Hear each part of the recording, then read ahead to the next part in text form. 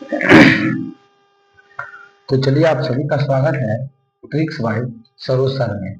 तो कल हम लोगों ने 100 तक कंप्लीट कर लिया था बायोलॉजी में। अभी बायोलॉजी का सेशन चलाया जा रहा है लगातार यूट्यूब पे। और कौन सा बुक से चलाया जा रहा है? तो ये किरण प्रकाशन का बुक है। जो लोग आज पहली बार जुड़ रहे हैं हमसे, वो ये बुक को अपने पास जरूर रखेंगे और इस बुक का हम पूरा का पूरा डिस्कशन करवाएंगे।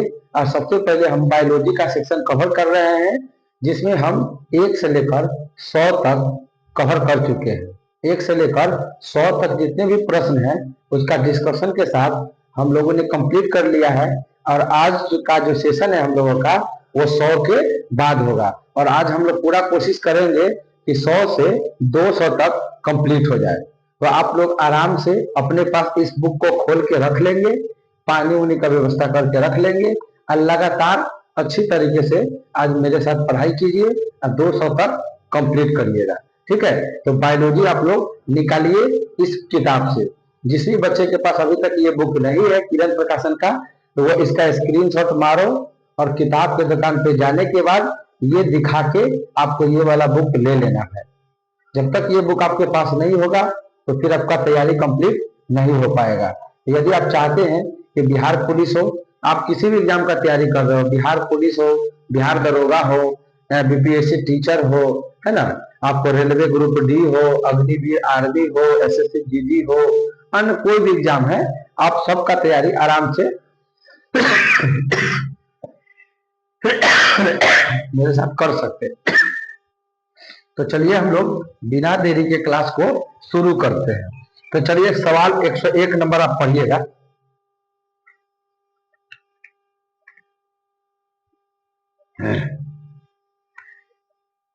100 तक कंप्लीट करा दिए हैं। जो भी बच्चे अभी तक नहीं देखे हैं, पीछे का वीडियो देख लीजिएगा, बायोलॉजी लिखा होगा और उसको कवर कर लीजिए। ठीक है? 101 निम्न का कारण विषाणु है। 101 नंबर सवाल में क्या बोला है कि निम्न का कारण विषाणु है। ऑप्शन है टिटनेस, दूसरा ऑप्शन है कुष्ठ रोग, तीसरा है रेबीज और चौथा है प्लेग। तो आपको मालूम है कि इसमें रेबीज हो जाएगा, विषाणु से होता है। रेबीज होने का कारण क्या है? विषाणु। और रेबीज किस किस चीज से होता है तो हम आपको बता चुके हैं पहले ही कि रेबीज किस किस चीज से होगा।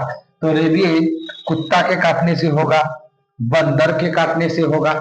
आपको जो रेबीज है वो रेबीज किस किस चीज की वजह से हो जाता है?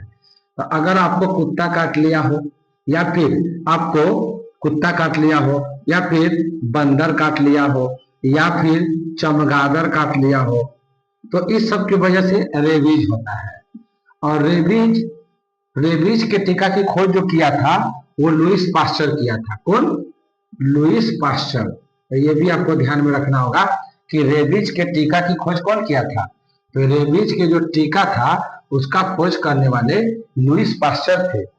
ये जब रोग हो जाएगा तो आपको पानी से डर लगने लगेगा, आपको हाइड्रोफोबिया हो जाएगा। तो रेबीज विषाणु जनित रोग होता है, रेबीज विषाणु से होता है। ठीक है? आगे बढ़ते हैं हम लोग 102 नंबर में। रेशम के कीड़े का भोज पदार्थ क्या होता है? रेशम का कीड़ा की बात आता है। रेशम का जो कीड़ा होता है वो क्या खाता है? तो रेशम का जो कीड़ा होता है ना, जो रेशम का जो कीड़ा होता है उसका जो भोज पदार्थ होता है ना, उसको जो खाने का जो चीज होता है वह शहतूत की पत्ती खाता है। शहतूत का पत्ती खाता है। रेशम का जो कीड़ा है वो क्या खाता है? शहतूत की पत्ती खाता है। तो आपका आंसर हो जाएगा ऑप्शन नंबर 3, शहतूत की पत्ती। लेकिन आइए रेशम के बारे में थोड़ा सा हम लोग डिटेल पढ़ लेते हैं। हालांकि रेशम के बारे में ऑलरेडी हम डिटेल में पढ़ाए हुए हैं, लेकिन फिर भी एक बार और पढ़ लेते हैं। पहले तो रेशम के अध्ययन को क्या बोलते हैं? रेशम को अध्ययन को बोलते हैं सेरीकल्चर। क्या बोलते हैं? सेरीकल्चर बोलते हैं। भारत में रेशम के कितने प्रकार होते हैं?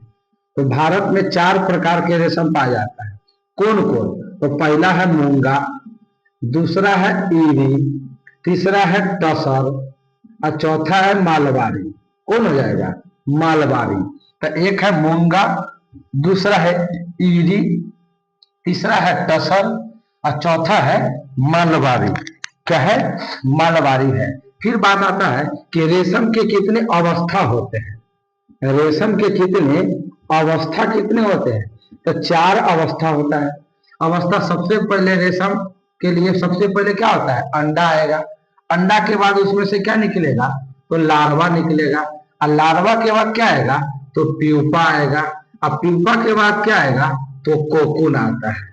तो हम लोगों को जो रेशम प्राप्त होता है ना, वो प्यूपा अवस्था में प्राप्त होता है। कौन अवस्था में?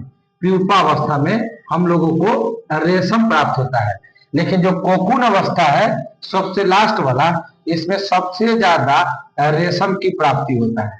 सबसे ज्यादा रेशम की प्राप्ति होता है। तो रेशम के लिए यह याद रखिएगा। एक और सवाल याद रखिएगा कि रेशम मार्ग पे कब्जा कौन कर लिया था? रेशम मार्ग पे कब्जा कौन कर लिया था? तो वो था कौन? आपका कनिष्क था। रेशम मार्ग पे कब्जा करने वाला कौन था? तो कनिष्क था। रेशम मार्ग मतलब होगा कि यूरोप को एशिया से जोड़ता था। एशिया महाद्वीप को यूरोप महाद्वीप से जोड़ने के लिए एक मार्ग था जिसे बोलते थे रेशम मार्ग। लेकिन इस पे कौन कब्जा कर लिया? तो कनिष्क कब्जा कर लिया था। और भागलपुर को सिल्क सिटी बोलते हैं। भागलपुर को क्या बोलते हैं? Silk city. सिल्क सिटी के नाम से कौन जाना जाता है? तो भागलपुर शहर को जाना जाता है। रेशम के बारे में आपको इतना ध्यान में रखना है कि रेशम के जो कीड़ा होता है उसका भोज पदार्थ क्या है? तो शहतूत की पत्ती है। फिर रेशम के अध्ययन को क्या कहते हैं? तो सेरीकल्चर कहते हैं। इसके प्रकार कितना है? तो 4 गो प्रकार है। मूंगा, ईरी, टसर, मालवारी। इसके अवस्था कितने हैं? तो 4। अंडा, लार्वा, प्यूपा, कोकून। तो ये 4 अवस्था होता है।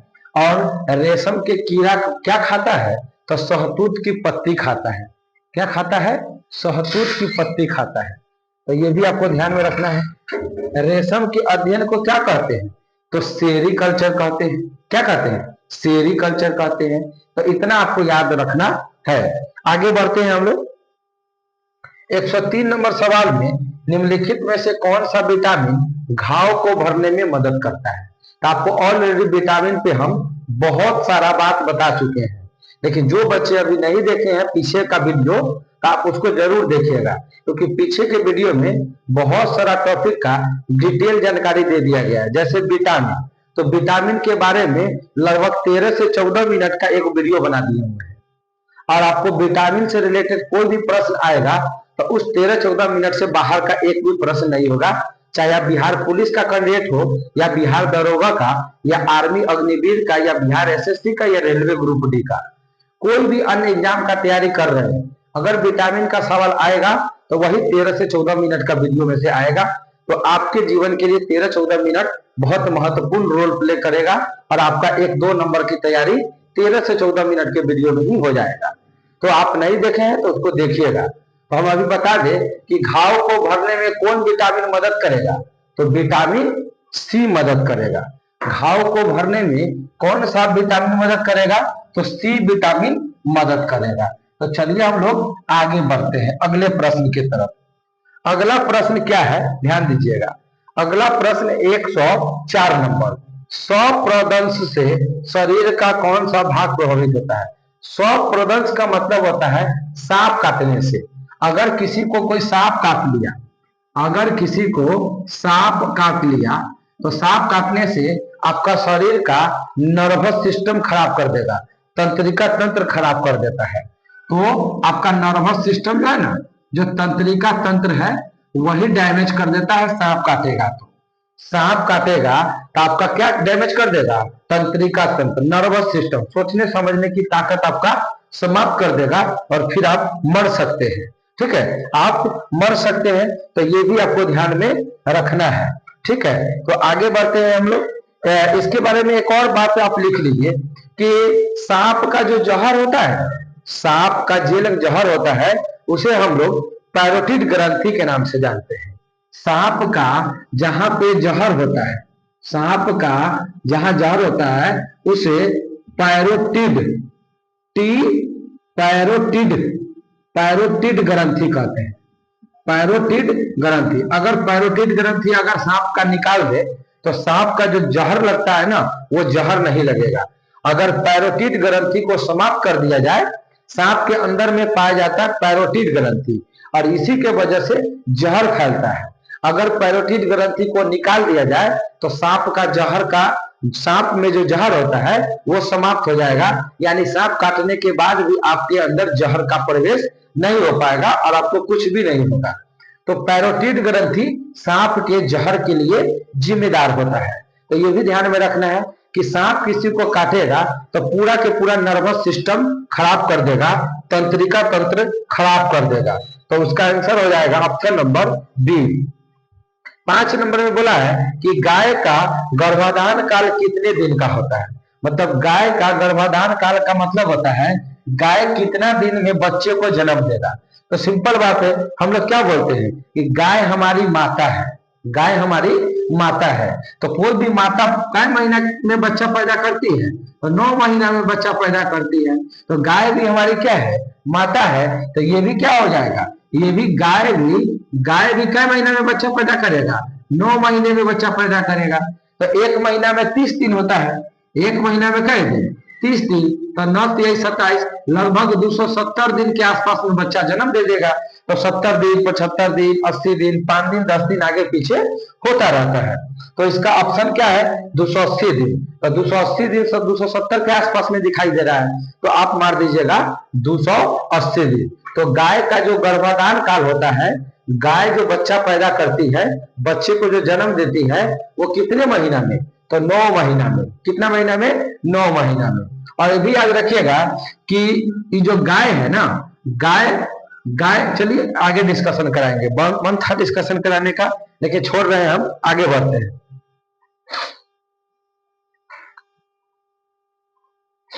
गाय में बहुत सारा रोग हो जाता है, जैसे माउथ रोग हो जाएगा, है ना, आपको मुंह पका, खुर पका, ये सब रोग हो जाता है। वही हम बताने जा रहे थे, लेकिन कोई जरूरत नहीं, आगे बढ़ सकते हैं।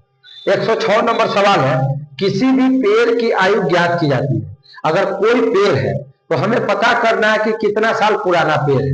जैसे कोई वृक्ष है, पेड़ है, और आप जानना चाहते हैं ये कितना साल पुराना है, कब का पेड़ है, उसका आयु ज्ञात करना चाहते हैं, तो उसके वलय को गिनकर हम लोग ज्ञात करते हैं। किसी भी पेड़ की जो आयु होता है, पेड़ की जो आयु होता है, तो वलय को गिनकर हम लोग पता करते हैं। क्या करते हैं, वलय को गिनकर। वलय मतलब समझते हैं ना, वलय मतलब गिद्धा, कि पेड़ में देखते होंगे गिद्धा पराया जाता है, गिद्धा।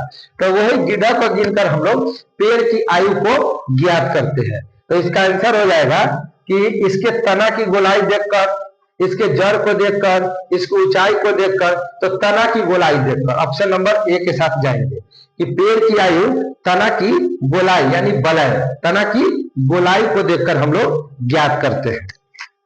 तो ये भी आपको ध्यान में रखना है। चलिए आगे बढ़ जाते हैं 108 नंबर प्रश्न की तरफ।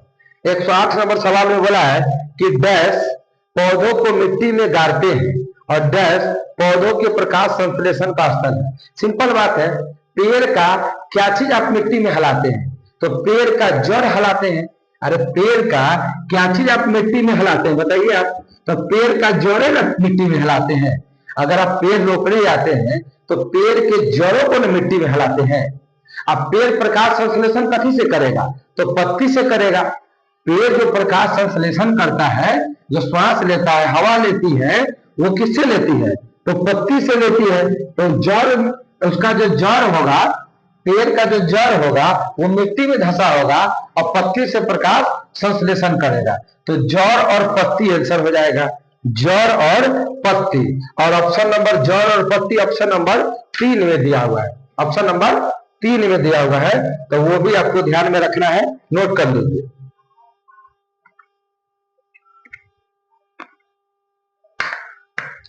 आगे है कि मानव शरीर की सबसे बड़ी ग्रंथि कौन होता है। तो मानव शरीर की सबसे बड़ी ग्रंथि क्या होता है, तो मानव शरीर की सबसे बड़ी ग्रंथि लीवर होता है। मानव शरीर की सबसे बड़ी ग्रंथि क्या है, लीवर है। और लीवर के बारे में बहुत कुछ बताए हुए हैं, लीवर के बारे में हम बहुत कुछ बताए हुए हैं, लेकिन एक बार रिवीजन कीजिए। लीवर को क्या बोलते हैं, यकृत बोलते हैं। इसका वजन कितना होता है? तो 1.5 kg होता है। लीवर के अध्ययन को क्या बोलते हैं? तो हिपेटोलॉजी। कोलॉजी? हिपेटोलॉजी बोलते हैं। लीवर, अगर कोई आदमी जहर खा लेगा तो क्या चीज का टेस्ट होता है? तो लीवर का टेस्ट होता है। लीवर का जांच किया जाता है कि वो आदमी जहर खा के मरा है कि किस चीज से मरा है। फिर लीवर से और क्या होता है? लीवर में किसका निर्माण होगा? तो पित्त का निर्माण होता है। किसका निर्माण? पित्त का निर्माण होता है। पित्त जमा कहाँ होता है? तो पित्ताशय में जमा होता है। कहाँ जमा होता है? तो पित्ताशय में। तो लीवर को ही यकृत बोलते हैं। 1.5 kg वजन होता है। हिपेटोलॉजी उसके अध्ययन को कहते हैं। कोई आदमी जहर खा के मरेगा तो लीवर का जांच होता है। पित्त का निर्माण लीवर में होता है। पित्ताशय में पित्त जमा होता है। फिर आगे लिखिएगा लीवर के बारे में कि लीवर जो है ना वो मानव शरीर का सबसे बड़ा अंग होता है। मानव शरीर का सबसे बड़ा अंग होता है। क्या होता है? मानव शरीर का सबसे बड़ा अंग क्या होता है? लीवरे होता है। और बताइए, लीवर में रीजनरेशन पावर सबसे ज्यादा होता है। तो रीजनरेशन पावर जो सबसे ज्यादा किसका होता है? तो लीवर का होता है। तो लीवर से आप इतना जरूर में ध्यान में रखिएगा। अगर किसी को टाइफाइड हो जाए, क्या हो जाए? टाइफाइड क्या हो जाता है? सॉरी, आपको ये हो जाएगा, पीलिया बोलते हैं, जॉन्डिस।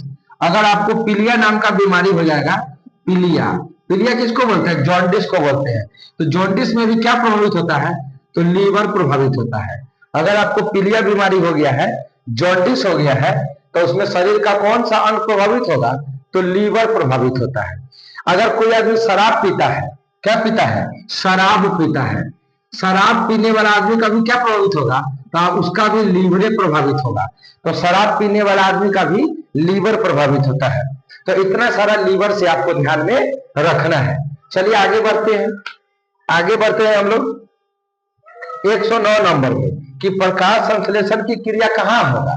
तो प्रकाश संश्लेषण की जो क्रिया होता है वो पत्ता में होता है। कहाँ होता है? पत्ता में होता है। प्रकाश संश्लेषण की क्रिया कहाँ होगा? पत्ता में होगा। अब प्रकाश संश्लेषण हम ऑलरेडी पीछे वाला वीडियो में बता चुके हैं। तो जो बच्चे अभी तक पीछे का वीडियो नहीं देखे हैं जरूर देखिएगा, क्योंकि पीछे हम बहुत सारा चीज कवर कर दिए हुए हैं जो अब हम नहीं कर रहे हैं। हम जल्दी जल्दी क्वेश्चन निकाल रहे हैं। जो डिस्कशन करा दिए हुए हैं उसका डिस्कशन हम बार बार क्यों कराएंगे? आप ही बताइए, उससे आप ही का टाइम बर्बाद होगा, है ना। ऐसे जल्दी जल्दी क्वेश्चन निकल जाएगा। तो पीछे का जरूर वीडियो देखिएगा।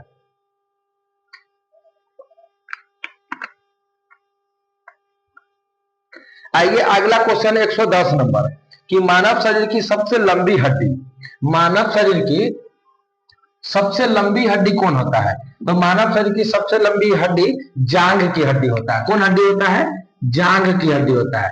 और जांघ की हड्डी को क्या बोलते हैं? फीमर बोलते हैं। क्या बोलते हैं? फीमर। लेकिन सबसे छोटा हड्डी कौन होता है? पतला हड्डी तो कान का हड्डी होता है। कौन होता है? कान का। अब कान में कौन होता है? तो स्टेपिस होता है। कौन होता है? स्टेपिस होता है। तो ये भी ध्यान में रखिएगा। और सबसे मजबूत बोल देगा ना, तो सबसे मजबूत हड्डी तो जबड़ा की हड्डी। कौन हड्डी?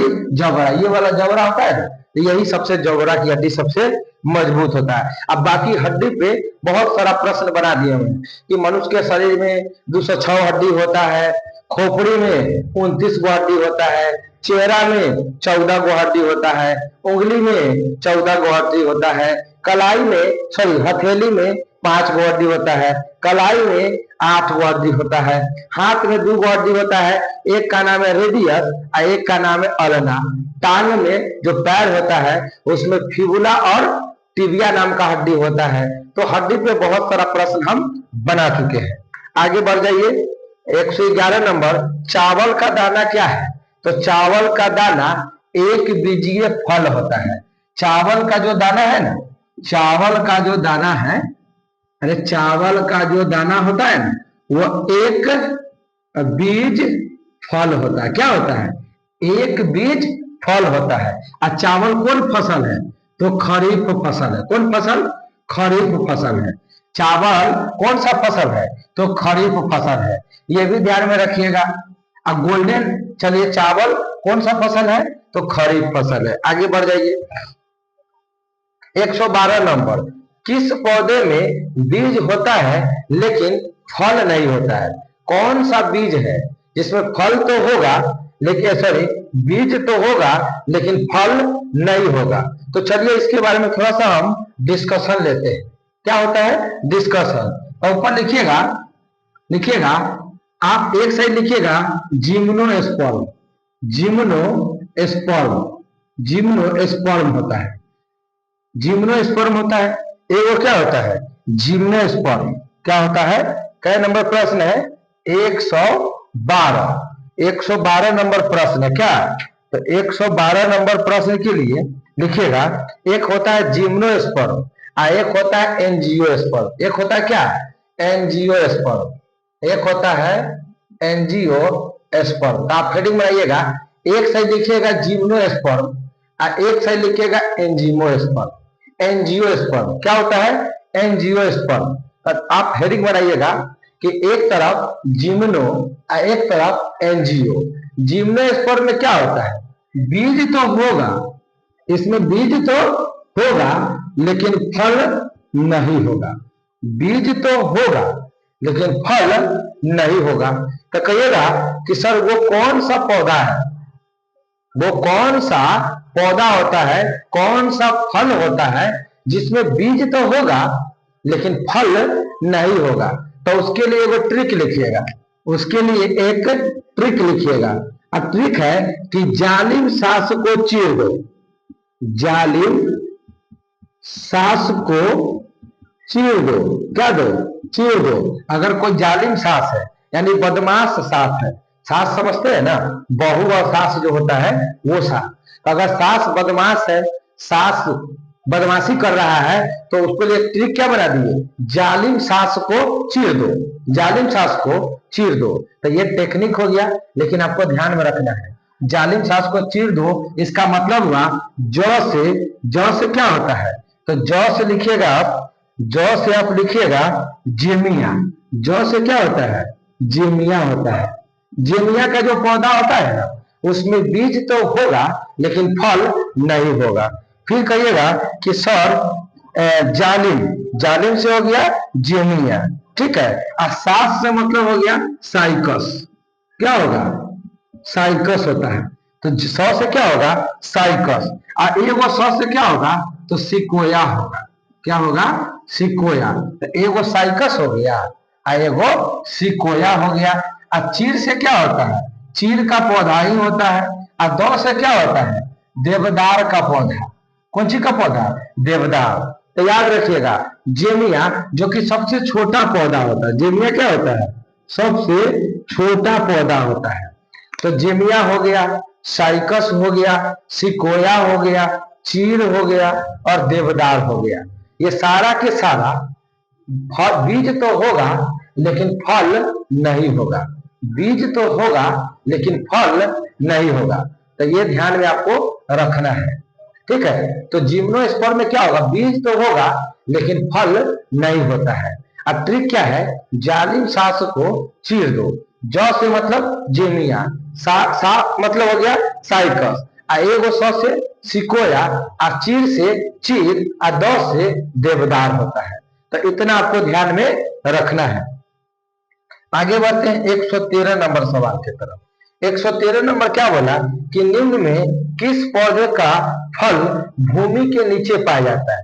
कौन ऐसा पौधा है जिसका जो फल है वो भूमि के नीचे होगा। कौन होगा भूमि के नीचे होगा। क्या होगा भूमि के नीचे होगा।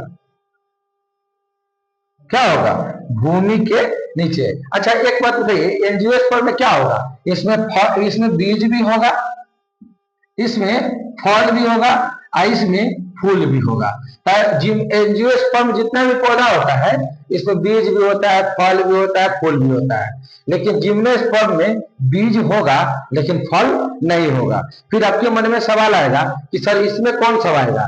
तो इसके अलावा जो भी बच जाए दुनिया में वो सब एंजियोस्पर्म में आता है। तो केवल आपको इतना याद रखना है कि जेमिया, साइकस, सिकोया, चीर और देवदार ये एंजियोस्पर्म नहीं है। बाकी दुनिया में जितना भी फल फूल है वो सब एंजियोस्पर्म होता है। इसलिए उसका एग्जाम्पल लिखने का जरूरत नहीं है। आपको केवल इतना याद रखना है। अगर ये याद है तो इसके अलावा जो भी आएगा वो सब एनजीओस्पर्म में आ जाएगा। तो ठीक है, आगे बढ़ते हैं 113 में कि निम्न में से किस पौधे का जो फल होता है भूमि के नीचे होता है, तो वो मूंगफली होता है। क्या होता है? मूंगफली। क्या होता है? मूंगफली होता है। मूंगफली का जो फल होता है वो जमीन के भीतर होता है। क्या होता है? जमीन के भीतर होता है। आगे बढ़िए 114 में मटर पौधा है। मटर छोटा छोटा होता है तो वो साक होता है। मटर क्या होता है? साक होता है।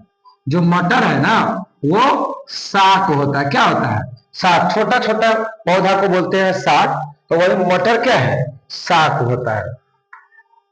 आगे 115 नंबर, येलो केक नामक जिस वस्तु की सीमा पार तस्करी की जाती है वो क्या है? तो येलो केक जो होता है ना वो यूरेनियम ऑक्साइड होता है।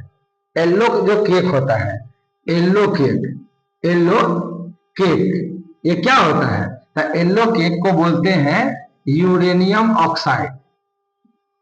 यूरेनियम ऑक्साइड बोलते हैं। क्या बोलते हैं? यूरेनियम ऑक्साइड बोलते हैं। येलो केक को क्या बोलते हैं? Uranium oxide. यूरेनियम का परमाणु संख्या कितना होता है यूरेनियम का? तो यूरेनियम का जो परमाणु संख्या होता है वो 92 होता है, 92। यूरेनियम का परमाणु संख्या कितना होता है? 92 होता है। और उसका परमाणु भार कितना होता है? परमाणु भार कितना होता है? तो परमाणु भार जो होता है ना वो 235 होता है।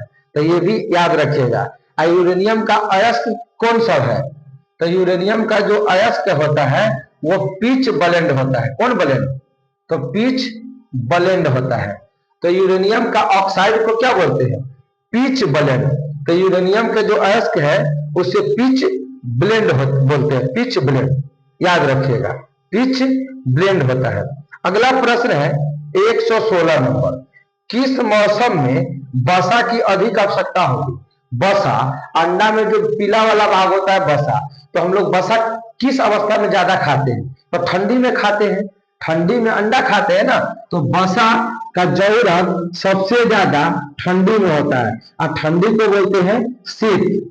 ठंडी को क्या बोलते हैं? शीत बोलते हैं।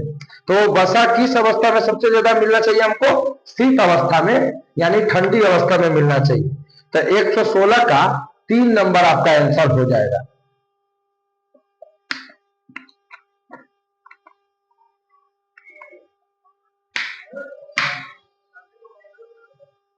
अब वसा का काम क्या है? शरीर में स्टोर करके रखता है भोजन को, ताकि आप फास्टिंग वगैरह रहते होंगे, उपवास वगैरह रहते होंगे, तो वही आपको एनर्जी देते रहता है। तो वसा का काम क्या होता है कि फूड को स्टोर करके रखता है, फूड को जमा करके रखता है, भोजन को जमा करके रखता है। नेक्स्ट क्वेश्चन है 117 नंबर कि प्रकाश संश्लेषण की प्रक्रिया के लिए कौन सी गैस आवश्यक होती है? तो प्रकाश संश्लेषण के लिए कौन सा गैस आवश्यक होगा? तो कार्बन डाइऑक्साइड। कौन सा? तो कार्बन डाइऑक्साइड। तो प्रकाश संश्लेषण के लिए कौन सा गैस आवश्यक होता है? तो आप कहेंगे कार्बन डाइऑक्साइड की जरूरत पड़ेगा। प्रकाश संश्लेषण के लिए किस गैस की आवश्यकता होती है? तो कार्बन डाइऑक्साइड की आवश्यकता होती है। आगे बढ़िए, स्तनयी जंतु जो उड़ सकता है, मतलब कौन सा स्तनधारी है? स्तनधारी का मतलब क्या होता है? जो दूध दे सके। स्तनधारी का मतलब क्या होता है? स्तनधारी मतलब होता है जो बच्चों को जन्म देता हो। बच्चों को जन्म देता हो, अंडा नहीं देता हो। पहले अंडा नहीं देगा, डायरेक्ट क्या देगा? बच्चा के जन्म देगा, जो अपने स्तन से दूध पिला सके। अपने स्तन से क्या पिला सके? दूध पिला सके। वो सब क्या होता है? स्तनधारी होता है। तो एकमात्र पक्षी है, एकमात्र पक्षी है जो स्तनधारी होता है। कहीं वो पक्षी कौन है? तो वो होता है चमगादड़। मात्र दुनिया में एक वो पक्षी है, बाकी जितना भी पक्षी है ना, चमगादड़ को छोड़कर जितना भी पक्षी है सबसे पहले वो अंडा देगा और फिर अंडा में से बच्चा निकलेगा। लेकिन चमगादड़ एकमात्र पक्षी जो अंडा नहीं देता है, डायरेक्ट बच्चे को जन्म देती है। तो चमगादड़ स्तनधारी प्राणी में आता है। जिसमें स्तनधारी में मनुष्य भी आएगा, गाय, भैंसी, ऊंट, बिल्ली, कुत्ता सब आएगा स्तनधारी प्राणी में। कुल मिला के वो सब जीव स्तनधारी होता है जो डायरेक्ट बच्चों को जन्म दे, अंडा न दे। तो चमगादड़ क्या हो जाएगा, इसका आंसर हो जाएगा। अगला क्वेश्चन है, जब दूध दही में परिवर्तित होती है तो उसमें खट्टा क्यों होता है? जब दूध दही बनता है तो खट्टा क्या हो जाता है बताइए? जब दूध दही बनता है, जब दूध क्या बनता है, दही बनता है, तो खट्टा होता है। तो खट्टा किस वजह से? तो लैक्टिक अम्ल की वजह से। किस अम्ल की वजह से? लैक्टिक अम्ल की वजह से। और दूध को दही जमाने वाला जीवाणु का नाम क्या है? तो उसका नाम है लैक्टोबैसिलस। लैक्टोबैसिलस होता है। दूध की शुद्धता किससे मापते हैं? दूध की जो शुद्धता है वो लैक्टोमीटर से मापते हैं। कौन मीटर से? तो लैक्टोमीटर से दूध की शुद्धता को हम लोग मापते हैं। बताइए, आगे बताइए, दूध का जो उजला रंग है किसके कारण? तो केसीन के कारण। दूध का पीला रंग किसके कारण? तो कैरोटीन के कारण। किसके कारण? कैरोटीन के कारण। दूध में कौन विटामिन न होता है? तो विटामिन सी नहीं होता है। दूध में क्या पाया जाता है? तो कैल्शियम पाया जाता है। क्या पाया जाता है? कैल्शियम पाया जाता है। तो इतना सारा ध्यान में आपको रखना है। अगला क्वेश्चन है कि पानी का सबसे शुद्ध रूप इनमें से कौन है? तो पानी का सबसे शुद्ध रूप वर्षा का पानी होता है। किसका पानी? वर्षा का पानी होता है सबसे शुद्ध। तो सबसे शुद्ध जो पानी होता है वो वर्षा का पानी होता है। किसका पानी? वर्षा का पानी होता है। वर्षा का पानी सबसे शुद्ध होता है। अगला क्वेश्चन है, इनमें से किसमें प्रोटीन नहीं पाया जाएगा? तो अंडा में प्रोटीन पाया जाता है। मांस में प्रोटीन पाया जाता है। दाल में प्रोटीन पाया जाता है, लेकिन चावल में प्रोटीन नहीं पाया जाता है। तो चावल में आपका प्रोटीन नहीं पाया जाएगा। चावल में कार्बोहाइड्रेट पाया जाता है। क्या पाया जाता है? कार्बोहाइड्रेट। तो चावल में आपका प्रोटीन नहीं होता है। चावल में प्रोटीन नहीं होता है। चावल में क्या होता है? कार्बोहाइड्रेट होता है। क्या होता है? कार्बोहाइड्रेट होता है। चलिए आगे बढ़ते हैं। अगला क्वेश्चन है 121 नंबर। इनमें से किस में, तो 121 तो हो गया। 122, संतरा में कौन विटामिन होगा? तो संतरा में सी विटामिन होगा। संतरा में कौन विटामिन होगा? तो संतरा में सी विटामिन होगा। ये आपको पता है। खट्टा चीज में क्या होता है? तो विटामिन सी। अब विटामिन सी का सबसे अच्छा स्रोत क्या है? सबसे अच्छा स्रोत क्या है? तो सबसे अच्छा स्रोत क्या? आंवला है। क्या होता है? आंवला। विटामिन सी की कमी से कौन रोग होगा? तो स्कर्वी रोग होगा। कौन होगा? स्कर्वी। दूध में कौन विटामिन ना होता है? तो विटामिन सी नहीं होता है। जब पेशाब करेंगे, जब पेशाब करिएगा तो कौन विटामिन बह जाएगा? तो सी बह जाता है। जब पेशाब करते हैं तो कौन सा विटामिन बह जाता है? सी विटामिन बह जाता है। अब विटामिन सी का रासायनिक नाम क्या है? तो एस्कॉर्बिक अम्ल। कौन अम्ल? एस्कॉर्बिक अम्ल होता है। कौन अम्ल? तो एस्कॉर्बिक अम्ल होता है। तो विटामिन सी से इतना सारा सवाल आपको ध्यान में रखना है कि विटामिन सी का सबसे अच्छा स्रोत आंवला होता है। विटामिन सी की कमी से स्कर्वी रोग हो जाता है। कौन रोग? स्कर्वी रोग। स्कर्वी रोग में क्या होगा? मसूरों से खून आएगा। क्या आएगा? मसूरों से खून आता है। मसूरों से क्या आएगा? आपको खून बहेगा। दूध में विटामिन सी नहीं पाया जाता है। पेशाब के रास्ते कौन विटामिन बह जाएगा? सी विटामिन बह जाएगा। और विटामिन सी का रासायनिक नाम एस्कॉर्बिक अम्ल होता है। संतरा में विटामिन सी पाया जाता है। इतना याद आपको रखना है। जल्दी से नोट कीजिए।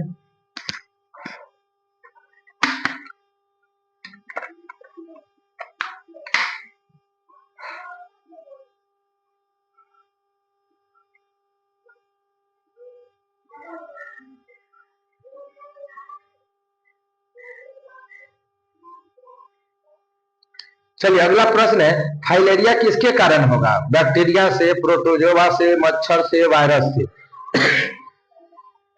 जो फाइलेरिया होता है वो मच्छर से होता है। कथी से? मच्छर से होता है।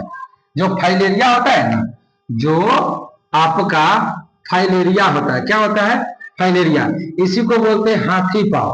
कौन पाँव? हाथी पाँव। हाथी की तरह आपका जो पैर है मोटा हो जाएगा, तो फाइलेरिया को क्या बोलते हैं? हाथी पाँव होता है। ये किससे होता है? तो मच्छर से होता है। किससे? मच्छर से होता है। किससे होता है? मच्छर से। कौन मच्छर से? तो क्यूलेक्स मच्छर। कौन मच्छर? तो क्यूलेक्स मच्छर के काटने से होता है। कौन मच्छर? क्यूलेक्स मच्छर। तो ये आपको ध्यान में रखना है। कौन मच्छर? क्यूलेक्स मच्छर काटेगा तो आपको फाइलेरिया हो जाएगा, हाथी पाँव हो जाएगा। चलिए अगला प्रश्न है, हरे पौधों द्वारा भोजन तैयारी की प्रक्रिया को क्या कहते हैं? तो प्रकाश संश्लेषण कहते हैं। अरे हरे पेड़ पौधा भोजन कैसे बनाता है? प्रकाश संश्लेषण से बनाता है। और पत्ती का रंग हरा किससे होता है? पत्ती का जो रंग है हरा किससे होता है? तो क्लोरोफिल के कारण। किसके कारण? क्लोरोफिल के कारण। पत्ती का जो रंग हरा होता है किसके कारण? क्लोरोफिल के कारण। आप पेड़ पौधा अपना भोजन कैसे बनाएगा? तो प्रकाश संश्लेषण से बनाएगा। किससे बनाएगा? प्रकाश संश्लेषण से बनाता है पेड़ पौधा अपना भोजन। तो ये आपको ध्यान में रखना है। आगे चलिए 125 नंबर, मानव की श्वसन प्रणाली का हिस्सा क्या है? मानव कथी कथी से सांस लेता है? नाक से और फेफड़ा से। नाक से, फेफड़ा से। तो मानव कथी कथी से सांस लेगा? नाक से और फेफड़ा से। किससे किससे? तो नाक और फेफड़ा। किससे? नाक से और फेफड़ा से सांस लेता है। तो ये भी आपको ध्यान में रखना है। तो नाक और फेफड़ा ऑप्शन नंबर बी हो जाएगा। 126 नंबर, गैस और जलवाष्प के मंडल को क्या कहेंगे? अरे गैस मतलब हवा। गैस का मतलब क्या होता है? हवा होता है। अरे गैस का मतलब हवा। गैस का मतलब होता है हवा। और एगो क्या है? एगो जलवाष्प है। क्या है? जलवाष्प है। तो जलवाष्प मतलब जल। तो हवा और जल मिलेगा तो क्या बनेगा? हवा को वायु बोलते हैं। क्या बोलते हैं? वायु। और जल को मंडल बोलते हैं, तो वायुमंडल बन जाएगा। तो गैस और जलवाष्प मिलेगा तो किसका निर्माण होगा? वायुमंडल का निर्माण होगा। किसका? वायुमंडल का निर्माण होगा। चलिए आगे बढ़िए। वसा और तेल क्या है? तो वसा और तेल लिपिड होता है। वसा और तेल क्या है? वसा, वसा प्लस तेल, ये दोनों के दोनों क्या है? लिपिड होता है। क्या होता है? लिपिड। फिर आपके मन में सवाल आएगा कि सर ये लिपिड क्या होता है? लिपिड क्या होता है कि ये जल में नहीं घुलेगा।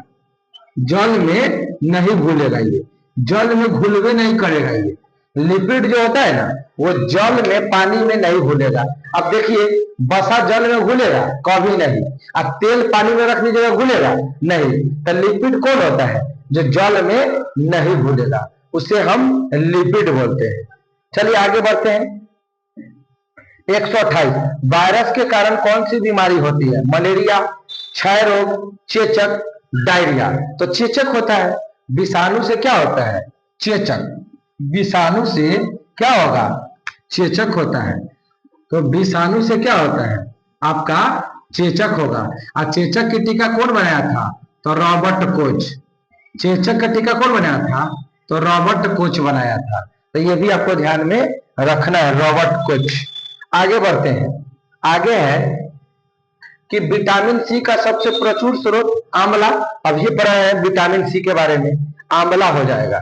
130 नंबर देखिए, पारिस्थितिकी शास्त्र द्वारा क्या अध्ययन होता है? तो पारिस्थितिकी शास्त्र में हम जीव और उसके वातावरण का अध्ययन करते हैं।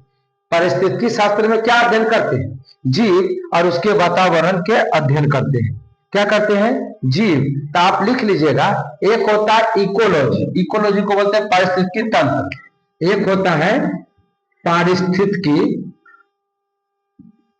पारिस्थितिकी तंत्र। इंग्लिश में क्या बोलते हैं? इकोलॉजी। इकोलॉजी। इसके जो जनक है, एक जो जनक कौन है? इसके जो जनक है ना, इसके जनक को बोलते हैं Ernest Haeckel. Ernest, Ernest, Ernest Haeckel. क्या होता है? तो इकोलॉजी और पारिस्थितिकी तंत्र के जनक कौन है? अर्नेस्ट हैकल। एक होता है पारिस्थितिकी है, ये पारिस्थितिकी तंत्र नहीं है। अब होता है पारिस्थितिकी तंत्र। क्या होता है? पारिस्थितिकी तंत्र। इसको बोलते हैं इकोसिस्टम, इको सिस्टम बोलते हैं। तो खाली पारिस्थितिकी बोलेगा तो अर्नेस्ट हैकल, लेकिन पारिस्थितिकी तंत्र बोलेगा तब होगा ट्रांसले। कौन हो जाएगा? ट्रांसले हो जाएगा इसके जनक। इसके जनक कौन हो जाएगा? तो ट्रांसले हो जाएगा। तो आप याद रखिएगा पारिस्थितिकी में किसका अध्ययन करते हैं? जीव और उसके आसपास के वातावरण का अध्ययन करते हैं। तो ऑप्शन नंबर बी हो जाएगा। 131 में क्या है? मानव शरीर का समान तापमान कितना होता है? मानव शरीर का समान तापमान कितना होता है? तो मानव शरीर का समान तापमान लिखिए आप। मानव शरीर का समान जो तापमान है वो कितना होता है? अगर डिग्री सेंटीग्रेड में बोलेगा तो 37 डिग्री सेंटीग्रेड होता है। क्या होता है? 37 डिग्री सेंटीग्रेड होता है। अगर डिग्री में पूछेगा तो 37, फारेनहाइट में पूछेगा तो 98.6 फारेनहाइट। फारेनहाइट में पूछेगा ये क्या होता है? फारेनहाइट। क्या होता है? फारेनहाइट। और ये क्या होता है? Degree centigrade. सेंटीग्रेड होता है। अब अगर केल्विन में बोलेगा तो 310 केल्विन होता है।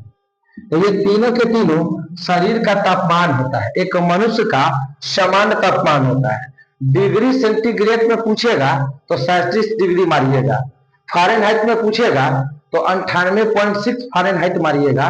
और केल्विन में पूछेगा तो 310 केल्विन मारिएगा। क्या मारिएगा? 310 केल्विन मारिएगा। चलिए अगला प्रश्न देखते हैं हम लोग। अगला प्रश्न है कि प्राथमिक वनस्पति पोषक तत्व है। प्राथमिक वनस्पति पोषक तत्व है। प्राथमिक वनस्पति पोषक तत्व में क्या आता है? प्राथमिक वनस्पति पोषक तत्व में क्या आता है? तो उसका ट्रिक याद रखिएगा, NPK। N मतलब होता है नाइट्रोजन। N मतलब नाइट्रोजन। P मतलब फास्फोरस। फास्फोरस। और K मतलब पोटेशियम।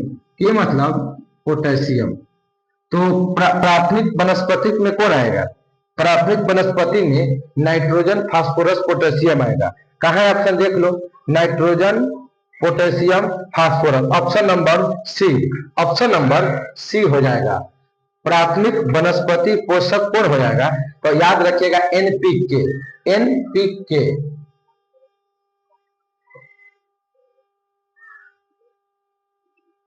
अब आओ 133 नंबर। क्या आएगा 133 में? सूरज के संपर्क में व्यक्ति का स्वास्थ्य बेहतर होता है। बात सही है। सूरज के प्रकाश में शरीर का जो स्थिति अच्छा रहता है, स्वस्थ रहता है। कारण क्या है? क्योंकि विटामिन डी मिलता है। क्या मिलता है? विटामिन डी मिलता है। तो ऑप्शन देख लो विटामिन डी कहाँ है। पहला में है अवरक्त प्रकाश शरीर के बैक्टीरिया को मार देता है। नहीं, ये नहीं होगा। प्रतिरोध की शक्ति बढ़ती है। ये नहीं होगा। त्वचा के वर्णक कोशिका उत्तेजित होती है और स्वस्थ टैन का उत्पादन होता है। नहीं। पराबैंगनी किरणें त्वचा के तेल को विटामिन डी में परिवर्तित करता है। हाँ, विटामिन डी में परिवर्तित करता है। बिल्कुल सही हो जाएगा ऑप्शन नंबर 4। अब आइए 134 में। पारिस्थितिकी विज्ञान इनमें से किससे संबंधित है? तो अब ये ने बताया है कि पारिस्थितिकी में किसका अध्ययन करते हैं? जीव और उसके आसपास के वातावरण। जीव और उसके आसपास के वातावरण का अध्ययन करते हैं। तो ऑप्शन नंबर 3 हो जाएगा। 135 में फाइलेरिया इनमें से किससे फैलता है? तो फाइलेरिया मच्छर से फैलता है। ना बोले थे क्यूलेक्स मच्छर। फाइलेरिया किससे फैलता है? क्यूलेक्स मच्छर से फैलता है। अब फाइलेरिया को बोलते हैं हाथी पांव। कौन पांव? हाथी पांव। आगे देखिए 136। पेयजल को शुद्ध करने के लिए फिटकिरी का प्रयोग करते हैं। पेयजल को शुद्ध करने के लिए किसका प्रयोग करते हैं? फिटकिरी। फिटकिरी का प्रयोग क्यों करते हैं? ताकि बैक्टीरिया को मार सके। फिटकिरी का प्रयोग क्यों करते हैं? फिटकिरी का प्रयोग इसलिए करते हैं ताकि जो बैक्टीरिया है यानी जीवाणु है उसको मार सके। क्या कर सके? जीवाणु को मार सके। तो फिटकिरी का फॉर्मूला कोई बताएगा? फिटकिरी का फॉर्मूला क्या होता है बताएगा कोई? फिटकिरी का फॉर्मूला बताओ कोई। फिटकिरी का फॉर्मूला कोई आदमी बताइए हमको। फिटकिरी का फॉर्मूला कोई आदमी फिटकिरी का फॉर्मूला बता सकता है? तो फिटकिरी का जो फॉर्मूला होता है वो लिखिएगा K2SO4 होता है, K2SO4, और एक होता है Al2SO4, Al2SO4, और 24 गो जल होता है, पानी होता है। तो इतना बड़ा फिटकिरी का फॉर्मूला होता है। क्या होता है? K2SO4 और इसी के साथ में Al2SO4 और 24 गो जल, 24 गो H2O होता है। तो K2SO4 को क्या बोलते हैं? पोटेशियम सल्फेट, पोटेशियम सल्फेट बोलते हैं। क्या बोलते हैं? Potassium sulphate. ये क्या होता है? तो एल्यूमिनियम सल्फेट, एल्यूमिनियम सल्फेट होता है। क्या होता है? सल्फेट होता है। अब बाकी तो इधर में जल है, वाल H2O। तो K2SO4 और Al2SO4 और 24 गो जल, ये बनता है पोटेशियम का फिटकिरी का फॉर्मूला। देखते हैं जब दाढ़ी बनाते हैं तो फिटकिरी लगा दिया जाता है। क्यों? ताकि बैक्टीरिया वगैरह मर सके। तो फिटकिरी का कभी फॉर्मूला पूछे तो यही बताएंगे कि K2SO4 और Al2SO4 और 24 गो पानी। तो फिटकिरी ये हो गया, यह ध्यान में रखिएगा।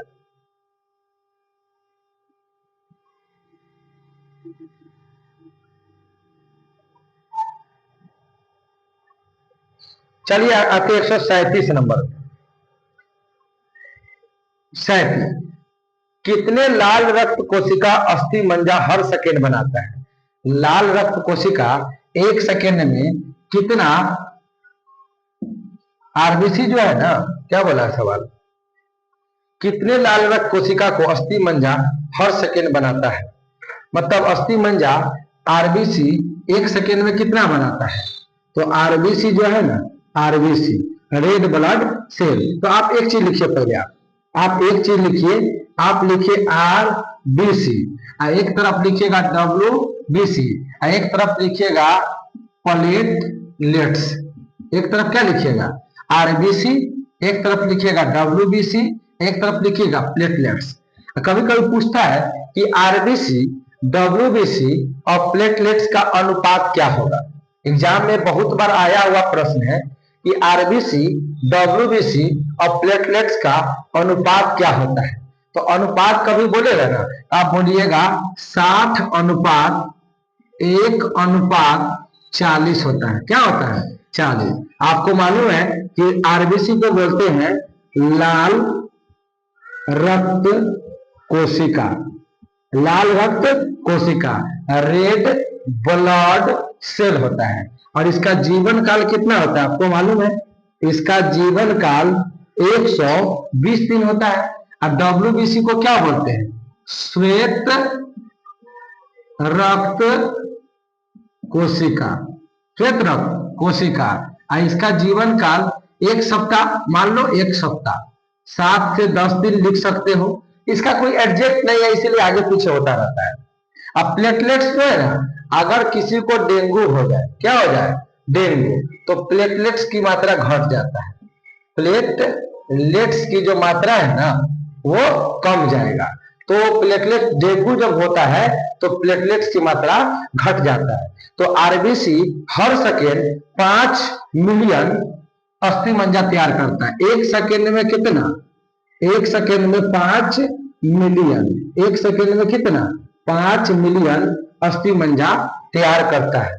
तो इसका आंसर हो जाएगा 5 मिलियन। आंसर हो जाएगा, क्या हो जाएगा? 5 मिलियन आंसर हो जाएगा। चलिए अगला प्रश्न की तरफ बढ़ते हैं। अगला प्रश्न है कि इबोला क्या है? तो इबोला एक वायरस है। इबोला क्या है? एक वायरस है। इबोला क्या है? एक वायरस होता है इबोला, जो अफ्रीका से फैला हुआ था। अफ्रीका है ना, वहीं से ये बीमारी फैला था। कैसे? कोविड-19 आया था, तो कोविड-19 एक क्या है? वायरस जनित बीमारी था।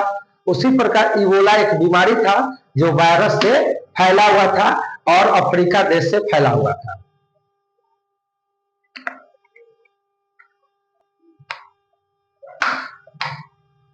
चलिए 139 नंबर, कि हरे रंग का जो पदार्थ है पौधे में प्रकाश संश्लेषण करता है, निम्नलिखित में से कौन है?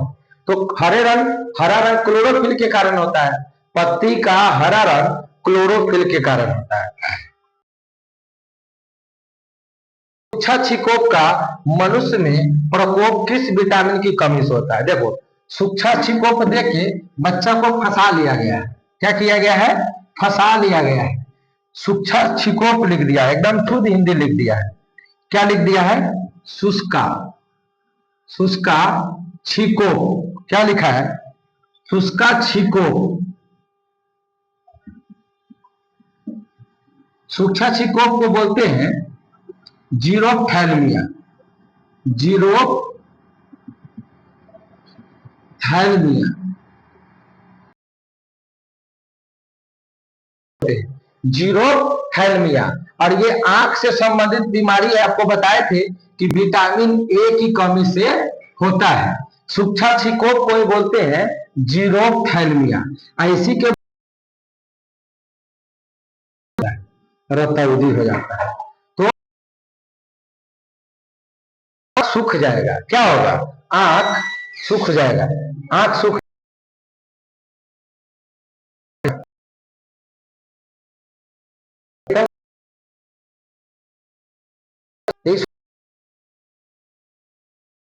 जाओ,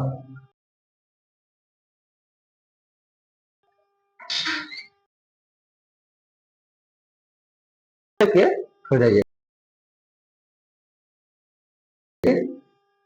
ये धूप में नहीं बुआइएगा, नहीं बंद कीजिएगा, जाइए। घूमना है,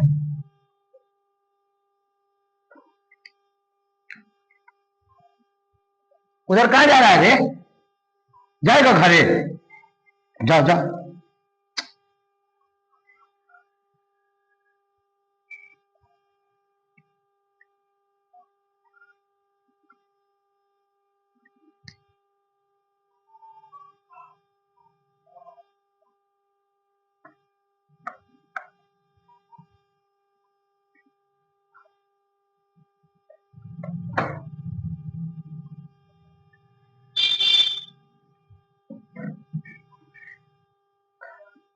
चलिए तो आगे बढ़ जाए। तो सूक्ष्म छिकोप जीरोफ्थैल्मिया रतौंधी से होता है। रतौंधी विटामिन ए की कमी से हो रहा है। तो आगे बढ़ जाइए, विटामिन ए हो गया। प्रोटीन ऊर्जा कुपोषण का परिणाम है। मतलब अगर प्रोटीन की कमी हो जाए शरीर में, अगर आपका प्रोटीन की कमी हो जाए बॉडी में, इसकी कमी, प्रोटीन की क्या हो जाए? कमी हो जाए, तो दो गो बीमारी हो जाएगा। एक हो जाएगा मरासमस, मरासमस, एक हो जाएगा प्रोटीन की कमी से, एक होता है मरासमस, एक क्या होता है बताओ? मरासमस। और प्रोटीन की कमी से एक मरासमस, एक क्वासियोरकर। क्या होता है? क्वासियोरकर, क्वासियोरकर क्या होता है? क्वासियोरकर। तो ये मरासमस जो बच्चों में होता है, क्या होता है? बच्चों में होता है। तो मरासमस बीमारी और क्वासियोरकर बीमारी प्रोटीन की कमी से होता है। किसकी कमी से? प्रोटीन की कमी से होगा। तो वही मरासमस। अब मरासमस को हिंदी में बोलते हैं बाल क्षय। बाल मतलब बच्चा, बाल मतलब बच्चा। तो मरासमस को क्या बोलते हैं? बाल क्षय बोलते हैं, बाल क्षय बोलते हैं। बाल मतलब बच्चा, बच्चा में होगा। आगे बढ़ते हैं।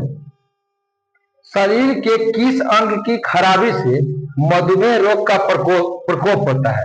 मतलब शरीर में कौन सा अंग खराब हो जाएगा जब आपका मधुमेह हो जाएगा?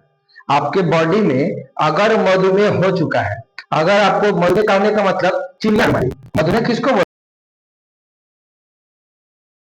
मधुमेह को क्या बोलते हैं?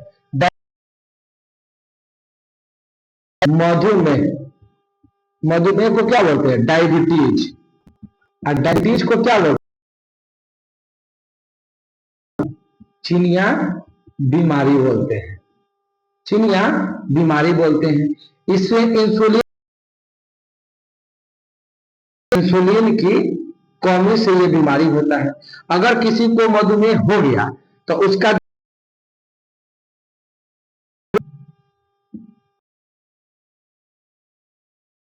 पैनक्रियाज यही प्रभावित हो जाएगा। इंसुलिन की कमी से होता है और अग्नाशय और पैनक्रियाज खराब हो जाता है। हो जाएगा, यानी 142 नंबर का 2 ऑप्शन हो जाएगा। 143 नंबर क्या है? घेघा रोग आयोडीन की कमी। तो घेघा रोग आयोडीन की कमी से जो होता है तो वो पहाड़ी क्षेत्र में ज्यादा होगा, पहाड़ी क्षेत्र में ज्यादा होगा, तो इसका आंसर पहाड़ी क्षेत्र हो जाएगा। विटामिन ए यकृत में जमा रहता है। विटामिन ए कहाँ? यकृत में। अब विटामिन ए की कमी से दो बीमारी होता है, एक होता है रतौंधी और एक होता है जीरोथैल्मिया। एक होता है जीरोथैल्मिया, तो याद रखिएगा। तो थायराइड होता है गला में, गला में होता है थायराइड बीमारी। कल को ठंडा चीज खा लेगा उसका गला फूल जाता है, तो थायराइड कहाँ होता है? गला में होता है। आगे देखो, निम्नलिखित में कौन सा गौ प्रजाति है जो प्रजाति देसी नहीं है? मतलब गौ का कौन सा किस्म है, गाय का कौन सा किस्म है जो देसी नहीं है? मतलब क्या हुआ? अपने भारत का नहीं है, दूसरे देश का है। तो पहला ऑप्शन है हॉलिस्टीन फ्रीजियन, दूसरा गिर, तो गिर तो गुजरात में पाया जाता है, तो ये तो भारत का है। रेड सिंधी, ये भी भारत का है। थार पाकर, ये भी भारत का है। लेकिन हॉलिस्टीन फ्रीजियन भारत का नहीं है। हॉलिस्टीन जो फ्रीजियन यानी पहला ऑप्शन दिया हुआ है हॉलिस्टीन फ्रीजियन, ये भारत का नहीं है, ये अमेरिका का है। कहाँ का है? अमेरिका का है। और हॉलिस्टीन फ्रीजियन कहाँ का है? अमेरिका का है। तो ये गाय का किस्म है, गाय का प्रजाति होता है, ठीक है। बाकी गिर, रेड सिंधी, थार पाकर, ये सब गाय का नस्ल है और ये सब भारत का है। बाकी हॉलिस्टीन फ्रीजियन भारत का नहीं है, अमेरिका का है। आयोडीन टेस्ट का प्रयोग किसकी उपस्थिति के जांच के लिए होता है? तो आयोडीन टेस्ट कार्बोहाइड्रेट के जांच के लिए उपयोग किया जाता है। आयोडीन जो टेस्ट होता है, आयोडीन टेस्ट, आयोडीन जो टेस्ट है वो किसके लिए? तो कार्बोहाइड्रेट के लिए। कार्बोहाइड्रेट के जांच के लिए हम आयोडीन टेस्ट का प्रयोग करते हैं, तो ये ध्यान में रखना है, उनको ध्यान में रखना है। आगे देखिएगा,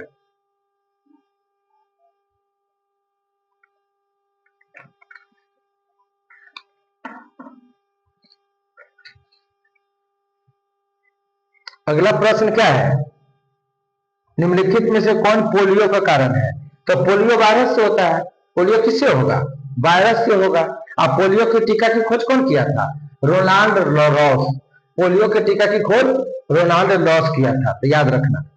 तो यहाँ पे लिखवा दे क्या बहुत सारा प्रश्न? पोलियो का टीका, चलिए कुछ टीका लिख लेते हैं यहीं पर ताकि याद हो जाएगा। देखिएगा, पोलियो के टीका की खोज कौन किया था? तो पोलियो के टीका की खोज किया था कौन? बताओ। तो पोलियो का टीका की खोज किया था, पोलियो के टीका की खोज कौन किया था? जॉन साल्क, जॉन साल्क किया था।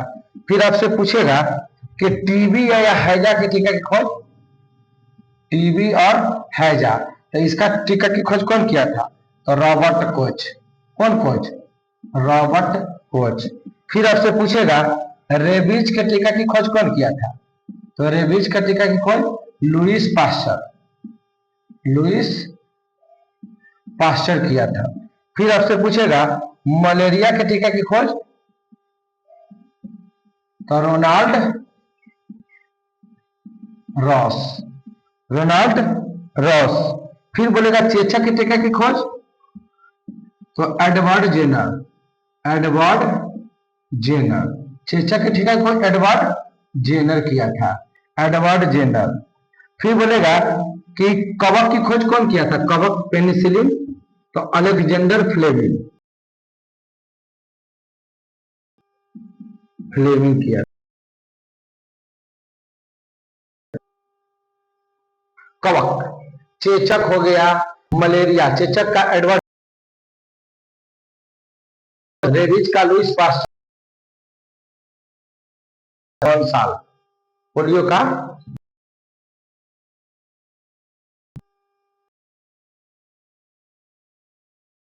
चलो आगे बढ़ते हैं। तो एलिसा जांच इसका पहचान करता है? एड्स का।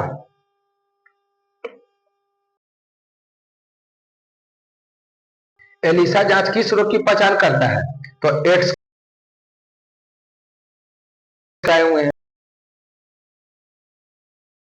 आपको बहुत कुछ आपको एड्स के बारे में हम ये बताएं कि एड्स किससे होता है, तो आपको विषाणु से होता है। एड्स दिवस कब मनाते हैं बताओ? तो 1 दिसंबर को मनाते हैं। एड्स के लिए जांच कौन सा होता है? तो एलिसा टेस्ट होता है। कौन टेस्ट? एलिसा टेस्ट होता है। एड्स अगर हो जाए तो कौन कोशिका नष्ट हो जाता है? T4 लिम्फोसाइट, T4 नष्ट हो जाता है। एड्स किस वायरस से होता है? तो HIV वायरस से होता है। कौन वायरस?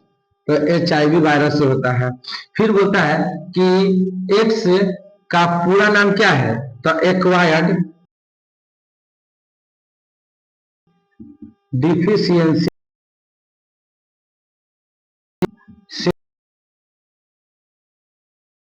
डिफिशियंसी सिंड्रोम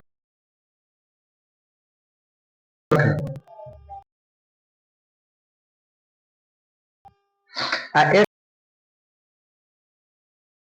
ऐसा भी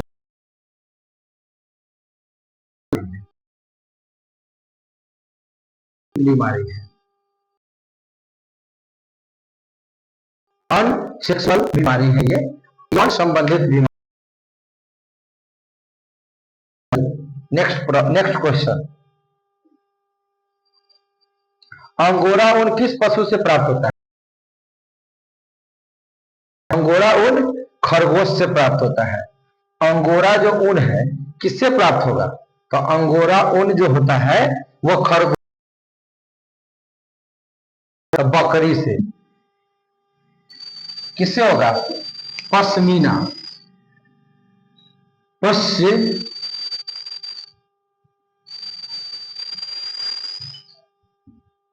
पश्मीना ऊन किससे? तो ये बकरी से प्राप्त होता है। किससे? बकरी से। ऊन में पूरे दुनिया में सबसे नंबर 1 देश कौन सा है? तो ऑस्ट्रेलिया। तो ऑस्ट्रेलिया ऊन के मामले में सबसे नंबर 1 देश होता है, ऑस्ट्रेलिया। याद रखिएगा, ऑस्ट्रेलिया ऊन में सबसे आगे है, ऊन में सबसे आगे है। अब भारत में पहली बार ऊन का कारखाना कहाँ खुला था? भारत में ऊन का कारखाना, ऊन का कारखाना, ऊन का जो कारखाना है भारत में पहली बार कहाँ खुला था? तो कानपुर में। कहाँ पे? कानपुर में। कान खोल के सुनो, कानपुर। कान खोल के सुनो, कहाँ पे? कानपुर में। याद रखना, ऊन का कारखाना भारत में। कब? 1854 में। 1854 में ऊन का कारखाना भारत में कब खुला था? तो 1854 में। कहाँ पर? कानपुर में। कहाँ पर? कानपुर में। याद रखना। पश्मीना ऊन बकरी के लिए, पश्मीना ऊन बकरी के लिए। लेकिन आपसे सवाल क्या पूछा था? अंगोरा ऊन खरगोश के लिए। अंगोरा ऊन खरगोश के पशु से प्राप्त होता है। निम्नलिखित में से कौन विटामिन ए का सर्वोत्तम स्रोत है? गाजर। विटामिन ए का सबसे अच्छा स्रोत गाजर है। क्या है? गाजर है। विटामिन ए का सबसे अच्छा स्रोत गाजर है। 153, भारत में जंगली गधा कहाँ पाया जाएगा? तो भारत में जंगली गधा कच्छ के रण गुजरात में पाया जाएगा। कहाँ पाया जाएगा? कच्छ के रण गुजरात में पाया जाता है। कच्छ के रण गुजरात में पाया जाता है जंगली गधा। जंगली गधा कहाँ लिखेगा? जंगली गधा कहाँ पे पाया जाता है? तो जंगली जो गधा है वो कच्छ के रण, कच्छ के रण, कच्छ के रण कहाँ पड़ता है? तो गुजरात में पड़ता है।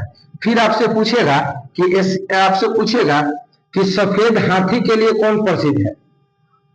सफेद हाथी के लिए तो सिमलीपाल। किसके लिए? सिमलीपाल। सिमलीपाल कहाँ पड़ेगा? तो उड़ीसा में। ये किसके लिए फेमस है?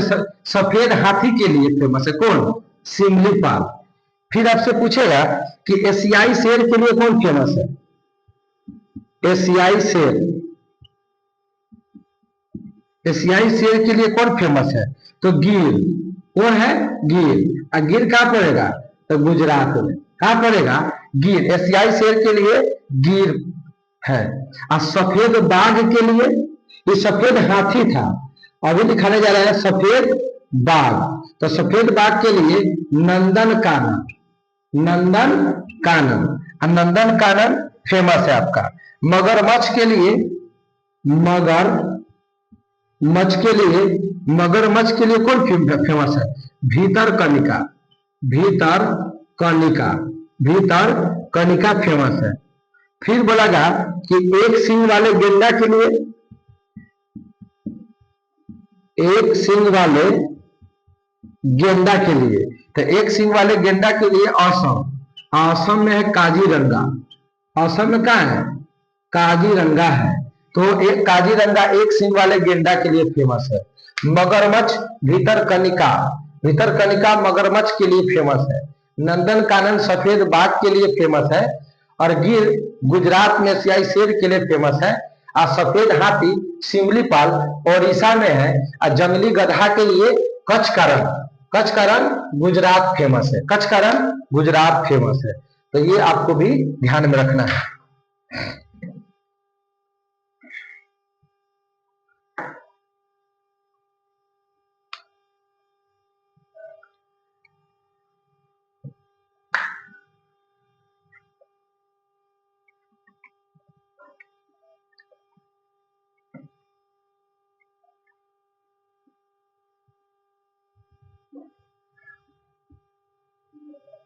अगला 154 नंबर, निम्नलिखित में से कौन सा खाद्य स्रोत लोहे का सर्वोत्तम स्रोत है? देखो, लोहा सबसे ज्यादा पालक में पाया जाता है। लोहा सबसे ज्यादा, लोहा सबसे ज्यादा किसमें? पालक में। लोहा, लोहा सबसे ज्यादा किसमें? पालक में। लेकिन पालक तो है नहीं, तो सेब आपका आंसर हो जाएगा। क्या हो जाएगा? सेब। तो सेब में लोहा सबसे ज्यादा पाया जाता है। देखते हैं, सेब को काट के छोड़ दीजिए थोड़ा देर, एकदम लाल लाल टाइप का हो जाता है। तो आयरन सबसे ज्यादा है, लोहा सबसे ज्यादा होता है। चलिए आगे बढ़िए। निम्नलिखित में से कौन सा ब्लड ग्रुप सर्वव्यापक ग्राह्यता रखता है? वही सर्वग्राही कौन सा है? तो सर्वग्राही ब्लड ग्रुप का है, ए है, बी है, ए बी है, ओ है। तो ओ को बोलते हैं सर्वदाता। क्या बोलते हैं? सर्वदाता। ए बी को बोलते हैं सर्वग्राही, सर्वग्राही। तो ए बी पॉजिटिव होता है और ओ निगेटिव होता है। तो ओ निगेटिव सर्वदाता है और ए बी पॉजिटिव सर्वग्राही है। अब ब्लड ग्रुप देने वाले कौन थे? तो call land Steiner, call land Steiner थे। क्या दिए थे? Blood group. क्या दिए थे? ब्लड ग्रुप देने वाले थे। तो ब्लड ग्रुप देने वाले कौन थे? Call land Steiner. अब ब्लड ग्रुप कै गो होता है? 4 गो होता है। ए, एगो बी, एगो ए बी, एगो ओ। ओ बोलते हैं सर्वदाता ब्लड ग्रुप, ए बी सर्वग्राही। ए बी ब्लड ग्रुप अगर किसी का है तो वो किसी से भी खून ले सकता है।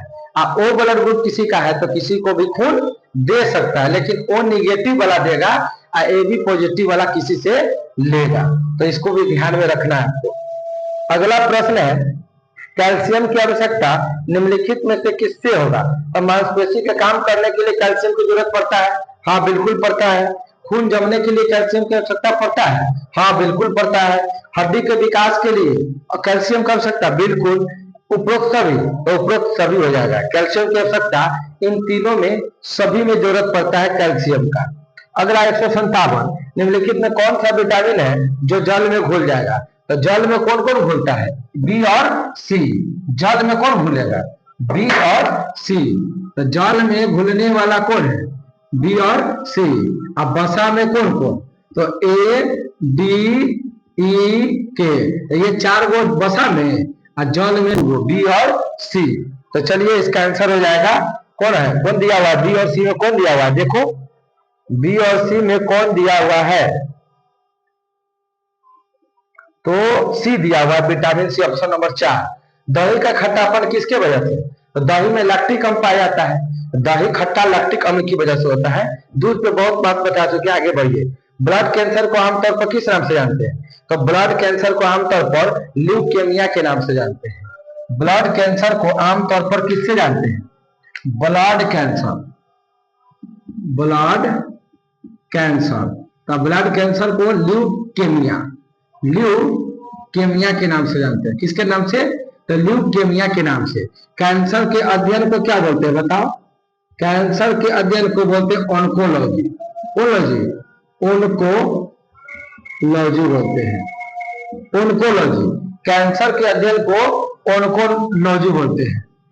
कैंसर क्या है? एक अनियंत्रित कोशिका विभाजन है। अनियंत्रित कोशिका विभाजन होता है। अनियंत्रित कोशिका विभाजन की वजह से कैंसर होता है। अनियंत्रित कोशिका विभाजन के वजह से क्या होता है? कैंसर होता है। फिर कैंसर के इलाज के लिए क्या विधि का उपयोग करते हैं बताओ? कैंसर अगर किसी को हो जाए तो उसके लिए इलाज होता है तो कौन विधि से होता है? तो कीमोथेरेपी होता है। कीमोथेरेपी होता है। कीमोथेरेपी होता है। कीमोथेरेपी होता है। कीमोथेरेपी होता है। कैंसर के लिए कौन सा औषधि का प्रयोग करते हैं? औषधि मतलब दवाई। कौन सा औषधि होता है बताओ? कैंसर के लिए कौन सा औषधि का प्रयोग करते हैं?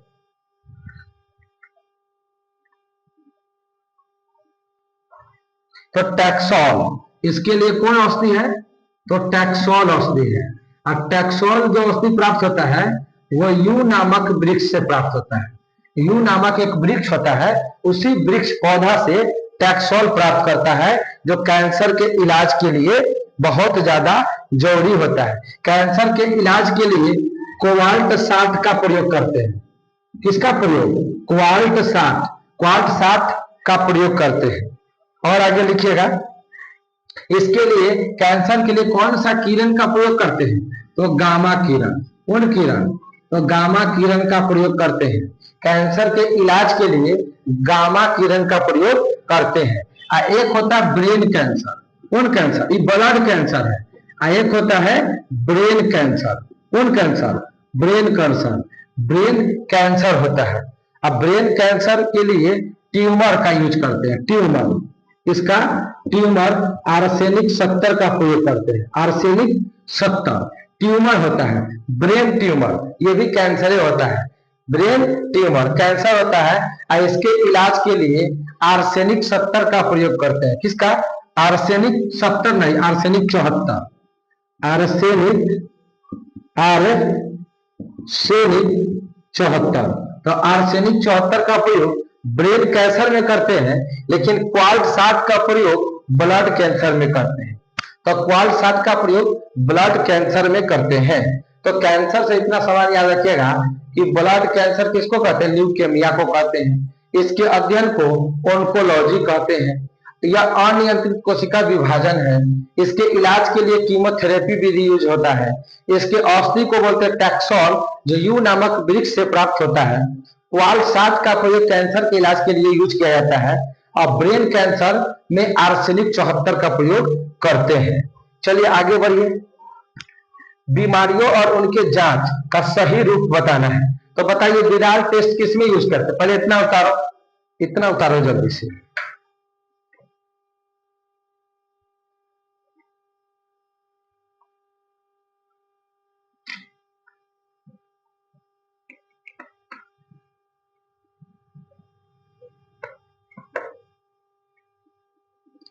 जल्दी उतारो भाई, इसको फटाफट उतारिए।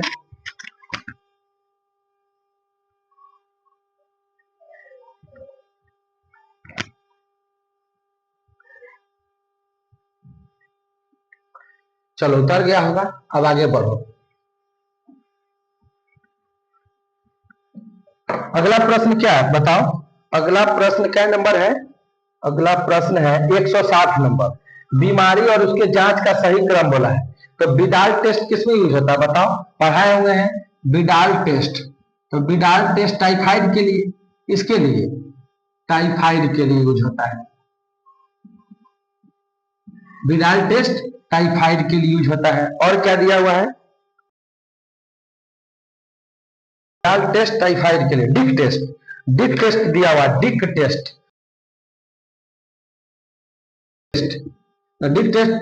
स्कारलेट फीवर के लिए। स्कारलेट फीवर, कौन फीवर? स्कारलेट फीवर में टॉर्निकेट टेस्ट होता है ना डेंगू बुखार में। टॉर्निकेट टेस्ट, टोरनी में, तो ये आपको डेंगू बुखार में, कौन में? डेंगू बुखार में इसका यूज होता है। क्या में RH फैक्टर, RH गठिया में, इसमें गठिया एलिसा टेस्ट, एलिसा टेस्ट आप मिलान कर लीजिए। विडाल टेस्ट टाइफाइड में, डिक टेस्ट स्कारलेट फीवर में, टोर्निकेट टेस्ट डेंगू बुखार में, RH फैक्टर गठिया में और एलिसा टेस्ट एड्स में। तो आप इसका मिलान कर लीजिए। तो विडाल टेस्ट के में दिया हुआ है तो 3 में, तो A का 3 हो जाएगा और डिक टेस्ट किसके स्कारलेट फीवर, तो B का 5 हो जाएगा। ऑप्शन नंबर पहला हो जाएगा सही, ऑप्शन नंबर पहला बिल्कुल सही हो जाएगा। चलिए 161 में आ जाओ। 61 में, तो हाल ही में ब्राजील में नवजात शिशु में माइक्रोसेफली या लघु शिक्षता के लक्षण मिले, इसका कारण क्या है? तो इसका कारण है जीका वायरस। कौन वायरस? Zika virus. एक ब्राजील देश में नवजात शिशु जो छोटा छोटा बच्चा होता था उसमें एक वायरस का प्रकोप चला था, जीका वायरस। कौन वायरस?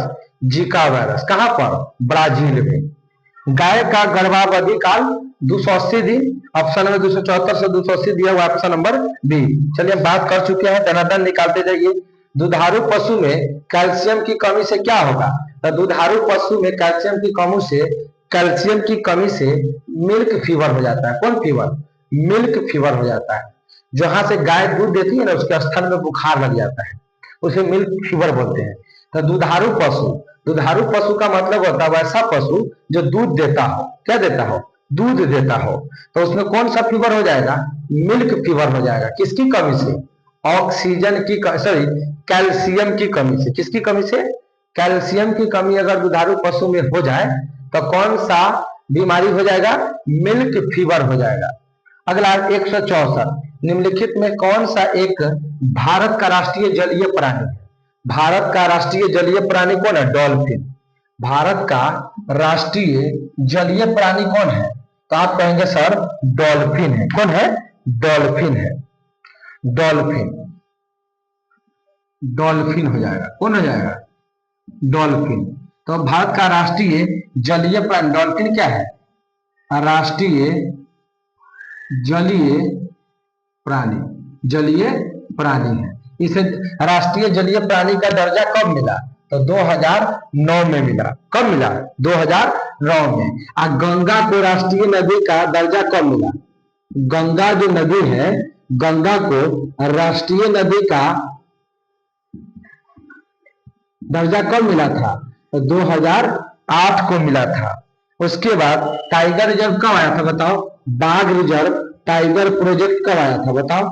टाइगर जो प्रोजेक्ट है, जो बाघों को संरक्षित करने के लिए जो प्रोजेक्ट चलाया गया था वो आया था 1973 में। बाघ के लिए जो प्रोजेक्ट लाया गया था कि बाघों को बचाना है, वो टाइगर प्रोजेक्ट कब आया था? 1973 में। हाथी प्रोजेक्ट कहीं आया था? हाथी प्रोजेक्ट, तो हाथी आया था 1992 में। हाथी कब आया था?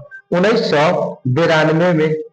उसके बाद गिद्ध, गिद्ध होता है ना, गिद्ध जो उड़ता आसमान में, गिद्ध, तो वो आया था 2006 में।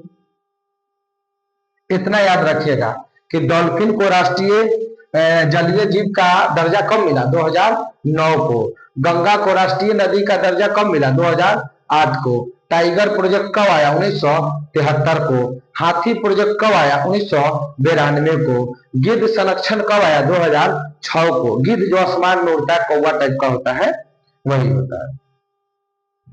आगे बताइए, नेक्स्ट क्वेश्चन क्या नंबर है?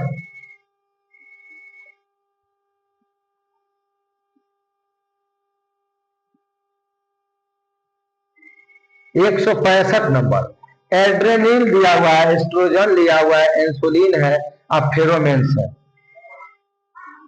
तो एड्रेनलिन हार्मोन की वजह से गुस्सा और डर आएगा। एड्रेनलिन हार्मोन की वजह से गुस्सा, डर आएगा। तो ए का 1 हो जाएगा। ए का 1 हो जाएगा। एस्ट्रोजन, एस्ट्रोजन जो होता है ना वो महिला में होता है। क्या होता है? महिला में होता है। तो बी का 3 हो जाएगा,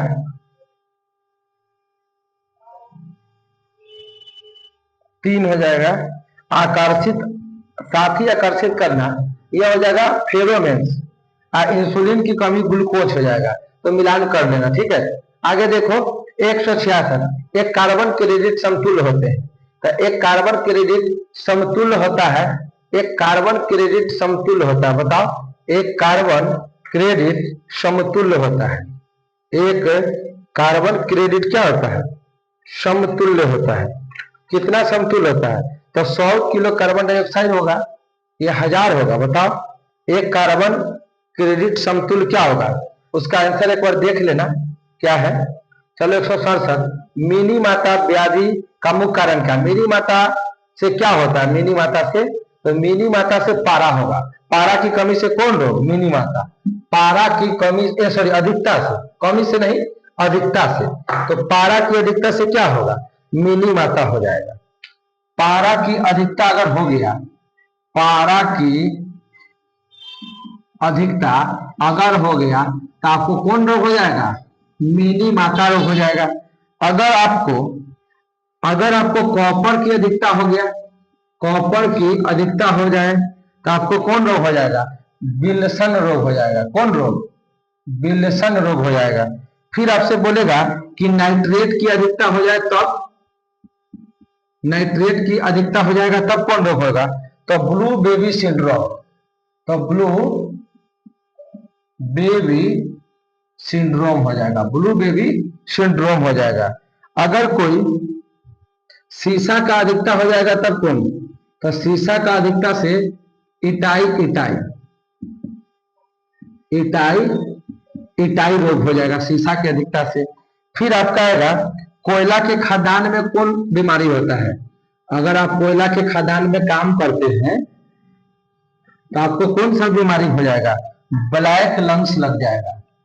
ब्लैक लंग्स, लंग्स मतलब फेफड़ा प्रभावित हो जाएगा, ब्लैक लंग्स प्रभावित हो जाएगा।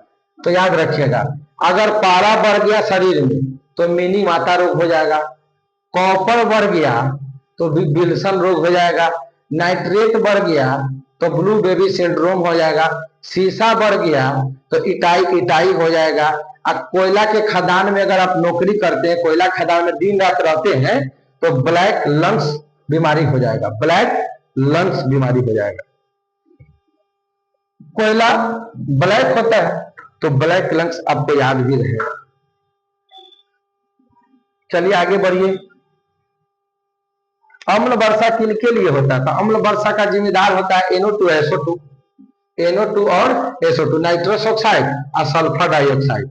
अम्ल वर्षा के लिए यही दो गैस जिम्मेदार है। अम्ल वर्षा के लिए कौन कौन गैस जिम्मेदार है? तो अम्ल वर्षा के लिए NO2 और SO2 गैस जिम्मेदार है, नाइट्रस ऑक्साइड और सल्फर डाइऑक्साइड। अम्ल वर्षा की वजह से ही, अम्ल वर्षा की वजह से ही आपको ताजमहल का रंग फीका पड़ रहा है, अम्ल वर्षा की वजह से। तो अम्ल वर्षा के लिए कौन सा गैस जिम्मेदार है? NO2 और SO2, ये ध्यान में आपको रखना है। आगे बढ़िए। निम्नलिखित में किसे जैविक खाद के रूप में प्रयोग करते हैं? जैविक खाद, तो जैविक खाद के रूप में हम यूरिया का प्रयोग करते हैं। जैविक खाद के रूप में किसका प्रयोग करते हैं बताओ? तो यूरिया का यूज करते हैं, यूरिया का। जैविक खाद में हम किसका यूज करते हैं बताओ? जैविक खाद में किसका यूज करते हैं? तो यूरिया का। किसका? यूरिया का प्रयोग करते हैं। यूरिया का फॉर्मूला क्या होता है?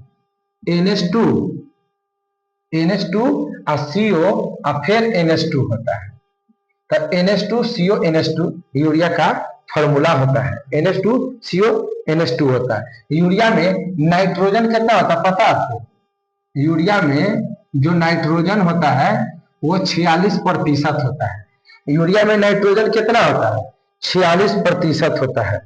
अब प्रयोगशाला में पहली बार इसी का हम लोग यूज किए थे। प्रयोगशाला में, प्रयोगशाला मतलब लैब में, प्रयोगशाला में निर्मित होने वाला पहला क्या था? तो यूरिया ही था। तो प्रयोगशाला में हम लोग पहली बार यूरिया को ही टेस्ट किए थे लैब में। आगे बढ़े, अगला क्वेश्चन ले लेते हैं। अगला क्वेश्चन है, निम्न प्रदूषक में कौन जैव विघटित है? जैव विघटित का मतलब जानते हैं? जो सौर गल की मिट्टी में मिल जाए। जैव विघटित का मतलब होता है जो सौर गल की मिट्टी में मिल जाए, उसे बोलते हैं जैव विघटित। जैव विघटित किसे बोलेंगे? जो सौर गल की मिट्टी में मिल जाए। तो देखो, पारा कभी भी मिट्टी में मिलेगा? नहीं मिलेगा। प्लास्टिक, कभी प्लास्टिक सौर गल नहीं होगा। एस्बेस्टस नहीं होगा। लेकिन वाहित मल, वाहित मल मतलब जो लैट्रिन पैखाना जो होता है वो सौर गल के क्या हो जाता है? मिट्टी में मिल जाता है। तो वाहित मल क्या है? जैव विघटित हो जाएगा। आंसर हो जाएगा वाहित मल। आगे है पर रहित कीड़ा। तो पर रहित कीड़ा कौन होता है? पर रहित कीड़ा होता है सिल्वर फिश को बोलते हैं। पर रहित कीड़ा, पर रहित कीड़ा किसको बोलते हैं? बोलो, पर रहित कीड़ा तो उसको बोलते हैं सिल्वर फिश। कौन फिश? सिल्वर फिश बोलते हैं। और सिल्वर फिश को बोलते हैं इकाइनोडर्मेटा। इकाइनोडर्मेटा, याद आया? इकाइनोडर्मेटा पढ़ाए थे, जो पानी में खाली रहता है। तो पर रहित कीड़ा कौन है? सिल्वर फिश है। कौन फिश? जो इकाइनोडर्मेटा में आएगा। फिर क्या है? उड़ान रहित, उड़ान रहित, उड़ान रहित कीड़ा, उड़ान रहित कीड़ा। तो उड़ान रहित कीड़ा कौन है? कीवी। कीवी उड़ता है? नहीं उड़ता। कीवी पक्षी है, नहीं उड़ेगा। ये न्यूजीलैंड का, ये न्यूजीलैंड का राष्ट्रीय पक्षी है। न्यूजीलैंड का राष्ट्रीय पक्षी है कौन? कीवी। क्या है? कीवी। ये उड़ान रहित है, ये नहीं उड़ पाएगा। उसके बाद अंग रहित रेंगने वाला, अंग रहित, अंग रहित रेंगने वाला। तो अंग रहित रेंगने वाला कौन है? सांप है। सांप रेंगता है। लेकिन अंग रहित पशु कौन है? अंग रहित पशु कौन सा है? अंग रहित जिसमें अंग नहीं है वो है मछली। क्या है? मछली है। तो इतना सारा आपको बता दिए, आप मिलान कर लीजिएगा कि पर रहित कीड़ा कौन है? सिल्वर फिश है। उड़ान रहित कीड़ा कौन है? कीवी है। अंग रहित रेंगने वाला सांप है। सांप रेंग रेंग के सशस्त्र करके चलता है ना। अंग रहित पशु, मछली के पास कोई अंग थोड़े होता है। ये हो गया अंग रहित है वो। आगे बढ़िए जल्दी जल्दी।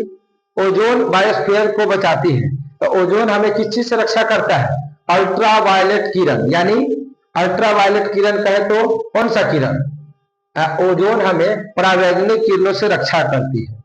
ओजोन हमें किस चीज से रक्षा करती है? परावैंगनिक किरण से। इसको नोट कीजिए, मिटा देंगे।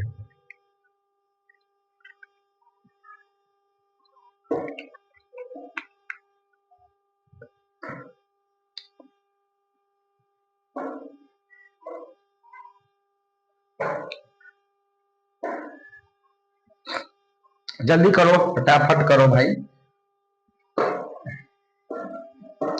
ओजोन हमें किस चीज से रक्षा करती है? बताओ। ओजोन लिखो, ओजोन।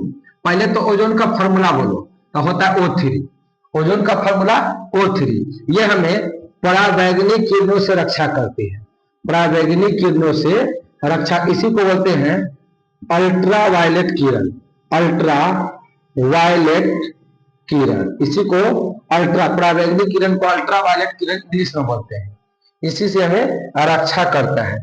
ओजोन परत की मोटाई को किससे मापते हैं? बताओ तो। ओजोन परत की मोटाई किससे? डॉप्सन से मापते हैं। तो ओजोन परत की मोटाई किससे मापते हैं? डॉप्सन से मापते हैं। वो डॉप्सन से मापते हैं। ये भी बात आपको ध्यान में रखना है। ओजोन परत कहां मिलेगा? समताप मंडल में। ओजोन परत कहां मिलेगा? तो समताप मंडल में मिलेगा। सम मिलेगा आपका कौन? ओजोन परत। ओजोन परत समताप मंडल में आपको मिलेगा। चलिए अगला प्रश्न देखते हैं।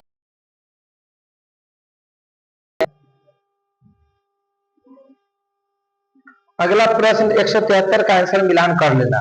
174 देखो, H1N1 क्या है? तो H1N क्या है बताओ? तो H1N1 क्या है? एक वायरस है। H1N1 H1N1 क्या है? वायरस जनित रोग है, यानी विषाणु से फैलने वाला रोग है। H1N1 क्या होता है? स्वाइन फ्लू होता है। कौन फ्लू? Swine flu. तो स्वाइन फ्लू का फॉर्मूला क्या हो गया? H1N1। एक होता है H5N1, इसको बोलते हैं बर्ड फ्लू। कौन फ्लू? तो बर्ड फ्लू। ये भी विषाणु है। क्या है? ये भी विषाणु है।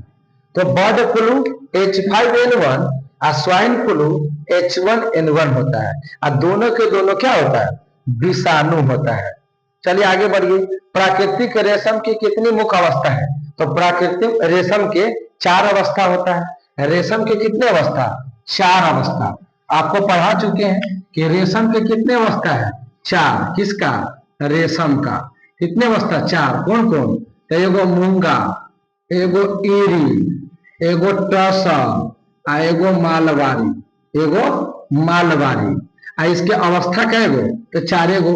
सबसे पहले अंडा, अंडा के बाद लार्वा, लार्वा के बाद प्यूपा, प्यूपा के बाद कोकून, प्यूपा के बाद कोकून। और रेशम के अध्ययन को सेरीकल्चर बोलते हैं।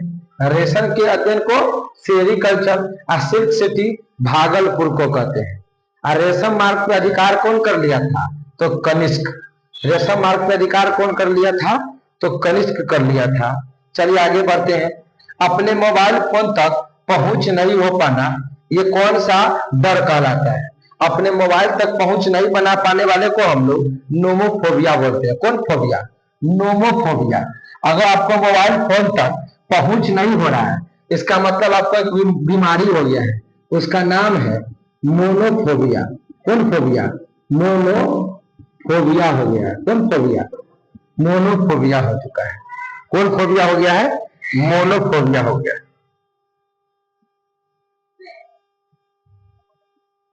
ये वो लिखिएगा मोनोफोबिया, एक लिखिएगा नोमोफोबिया। नोमो, एक है मोनोफोबिया, एक है नोमोफोबिया। और ऑप्शन में क्या दिया हुआ है? एक ऑप्शन में दिया हुआ है सीनोफोबिया। एक वो क्या दिया हुआ है? सीनो फोबिया, सीनोफोबिया। एक वो क्या दिया हुआ है? यूफोफोबिया। नहीं, तो नोमोफोबिया में क्या होता है बताओ? नोमोफोबिया में मोबाइल तक अपना पहुंच, मोबाइल तक अपना पहुंच नहीं हो पाता है। अब मोनोफोबिया में क्या होता है? अगर मोनोफोबिया में क्या होता है कि आप अगर मोनोफोबिया में क्या होता है? एक सेकेंड रुकिए।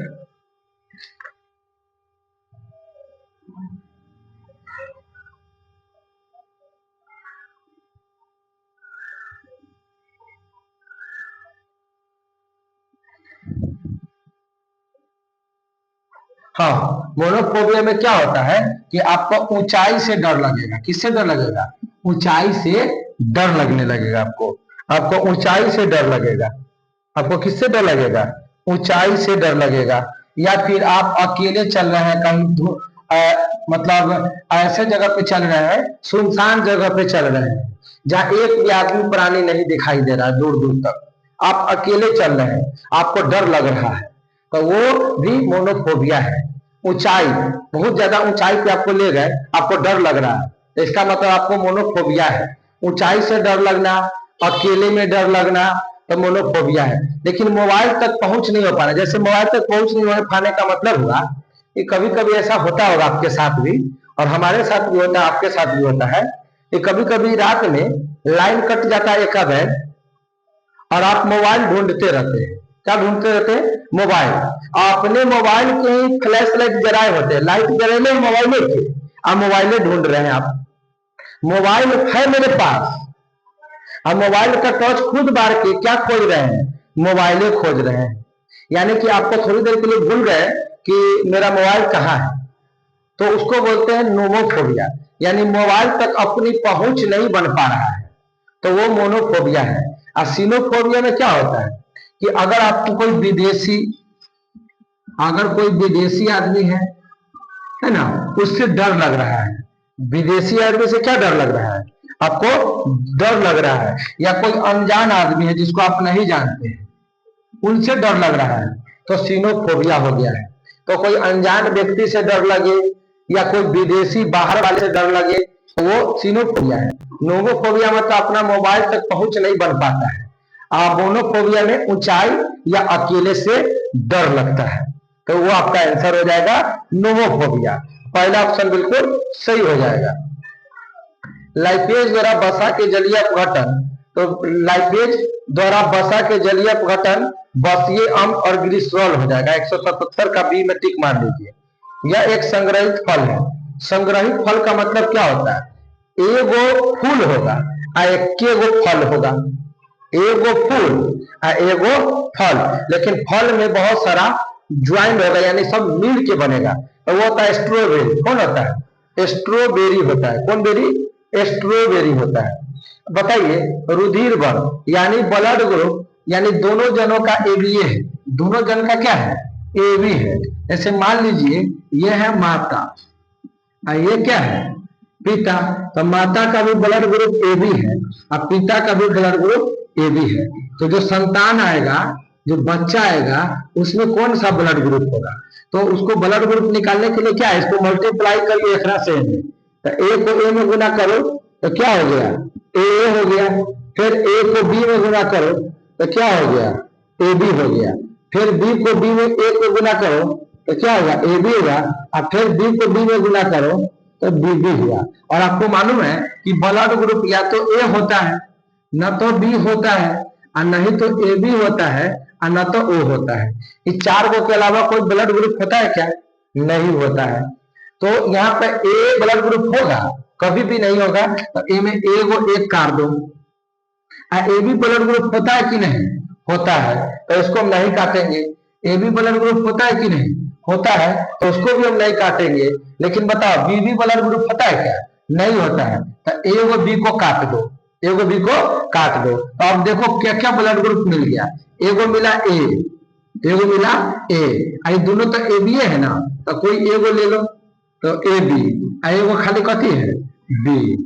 तो अगर माँ का भी ए बी ब्लड ग्रुप है, अब बाप का भी ए बी ब्लड ग्रुप है, तो बच्चा आएगा ना, तो बच्चा में या तो ए ब्लड ग्रुप होगा, या ए बी ब्लड ग्रुप होगा, या बी ब्लड ग्रुप होगा। यही तीन को ब्लड ग्रुप हो सकता है, इसके अलावा कोई भी ब्लड ग्रुप नहीं होगा। यानी कि ओ ब्लड ग्रुप इस बच्चे में कभी भी नहीं होगा। अगर ओ ब्लड ग्रुप आ गया बच्चे में, तो समझ जाना कि कुछ न कुछ गड़बड़ हुआ है। ठीक है, कुछ न कुछ गड़बड़ हुआ है। तो अगर माँ का भी ब्लड ग्रुप ए बी है और बाप का भी ब्लड ग्रुप ए बी है, तो जो बच्चा होगा उसका ब्लड ग्रुप गारंटी के साथ या तो ए होगा, या फिर ए बी होगा, या फिर बी होगा। तो ऑप्शन खोल लो, ए या बी या A B. Option number B, option number 2 हो जाएगा इसका आंसर।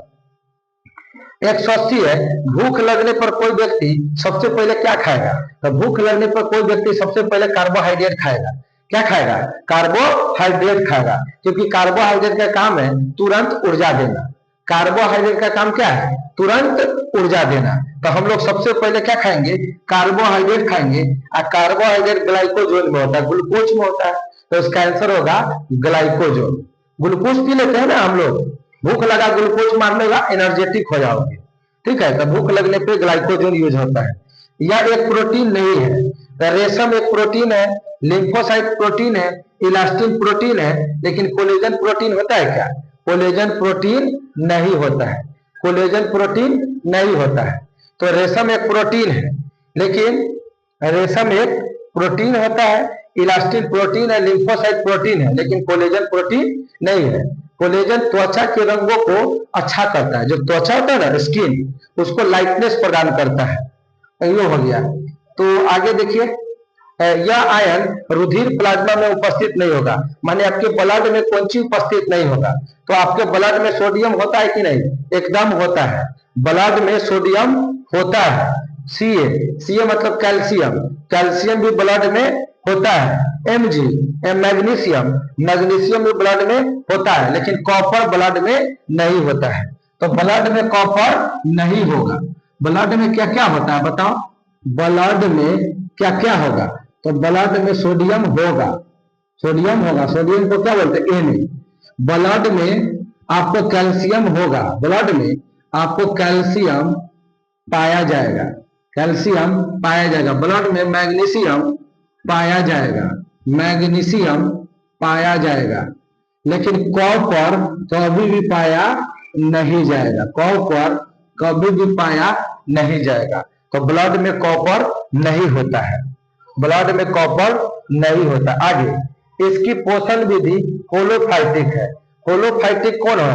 अमीबा है, शेर है, केचुआ है, यूग्लिना है। तो होलोफाइटिक कौन होता है बताओ? होलोफाइटिक कौन होता है?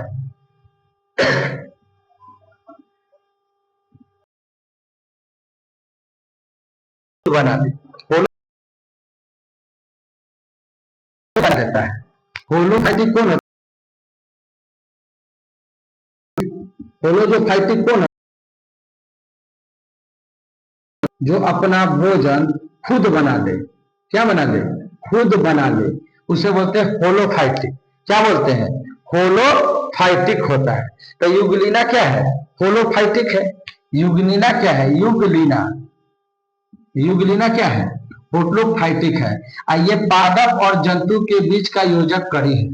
पादप और जंतु, पादप कहे तो पेड़ पौधा, और जंतु तो समझते ही है, जंतु में हम सब भी आते हैं। तो पादप और जंतु के बीच का जो योजक कड़ी है, दोनों को मिलाने का काम कौन करता है? तो यूग्लिना करता है। यूग्लिना क्या है?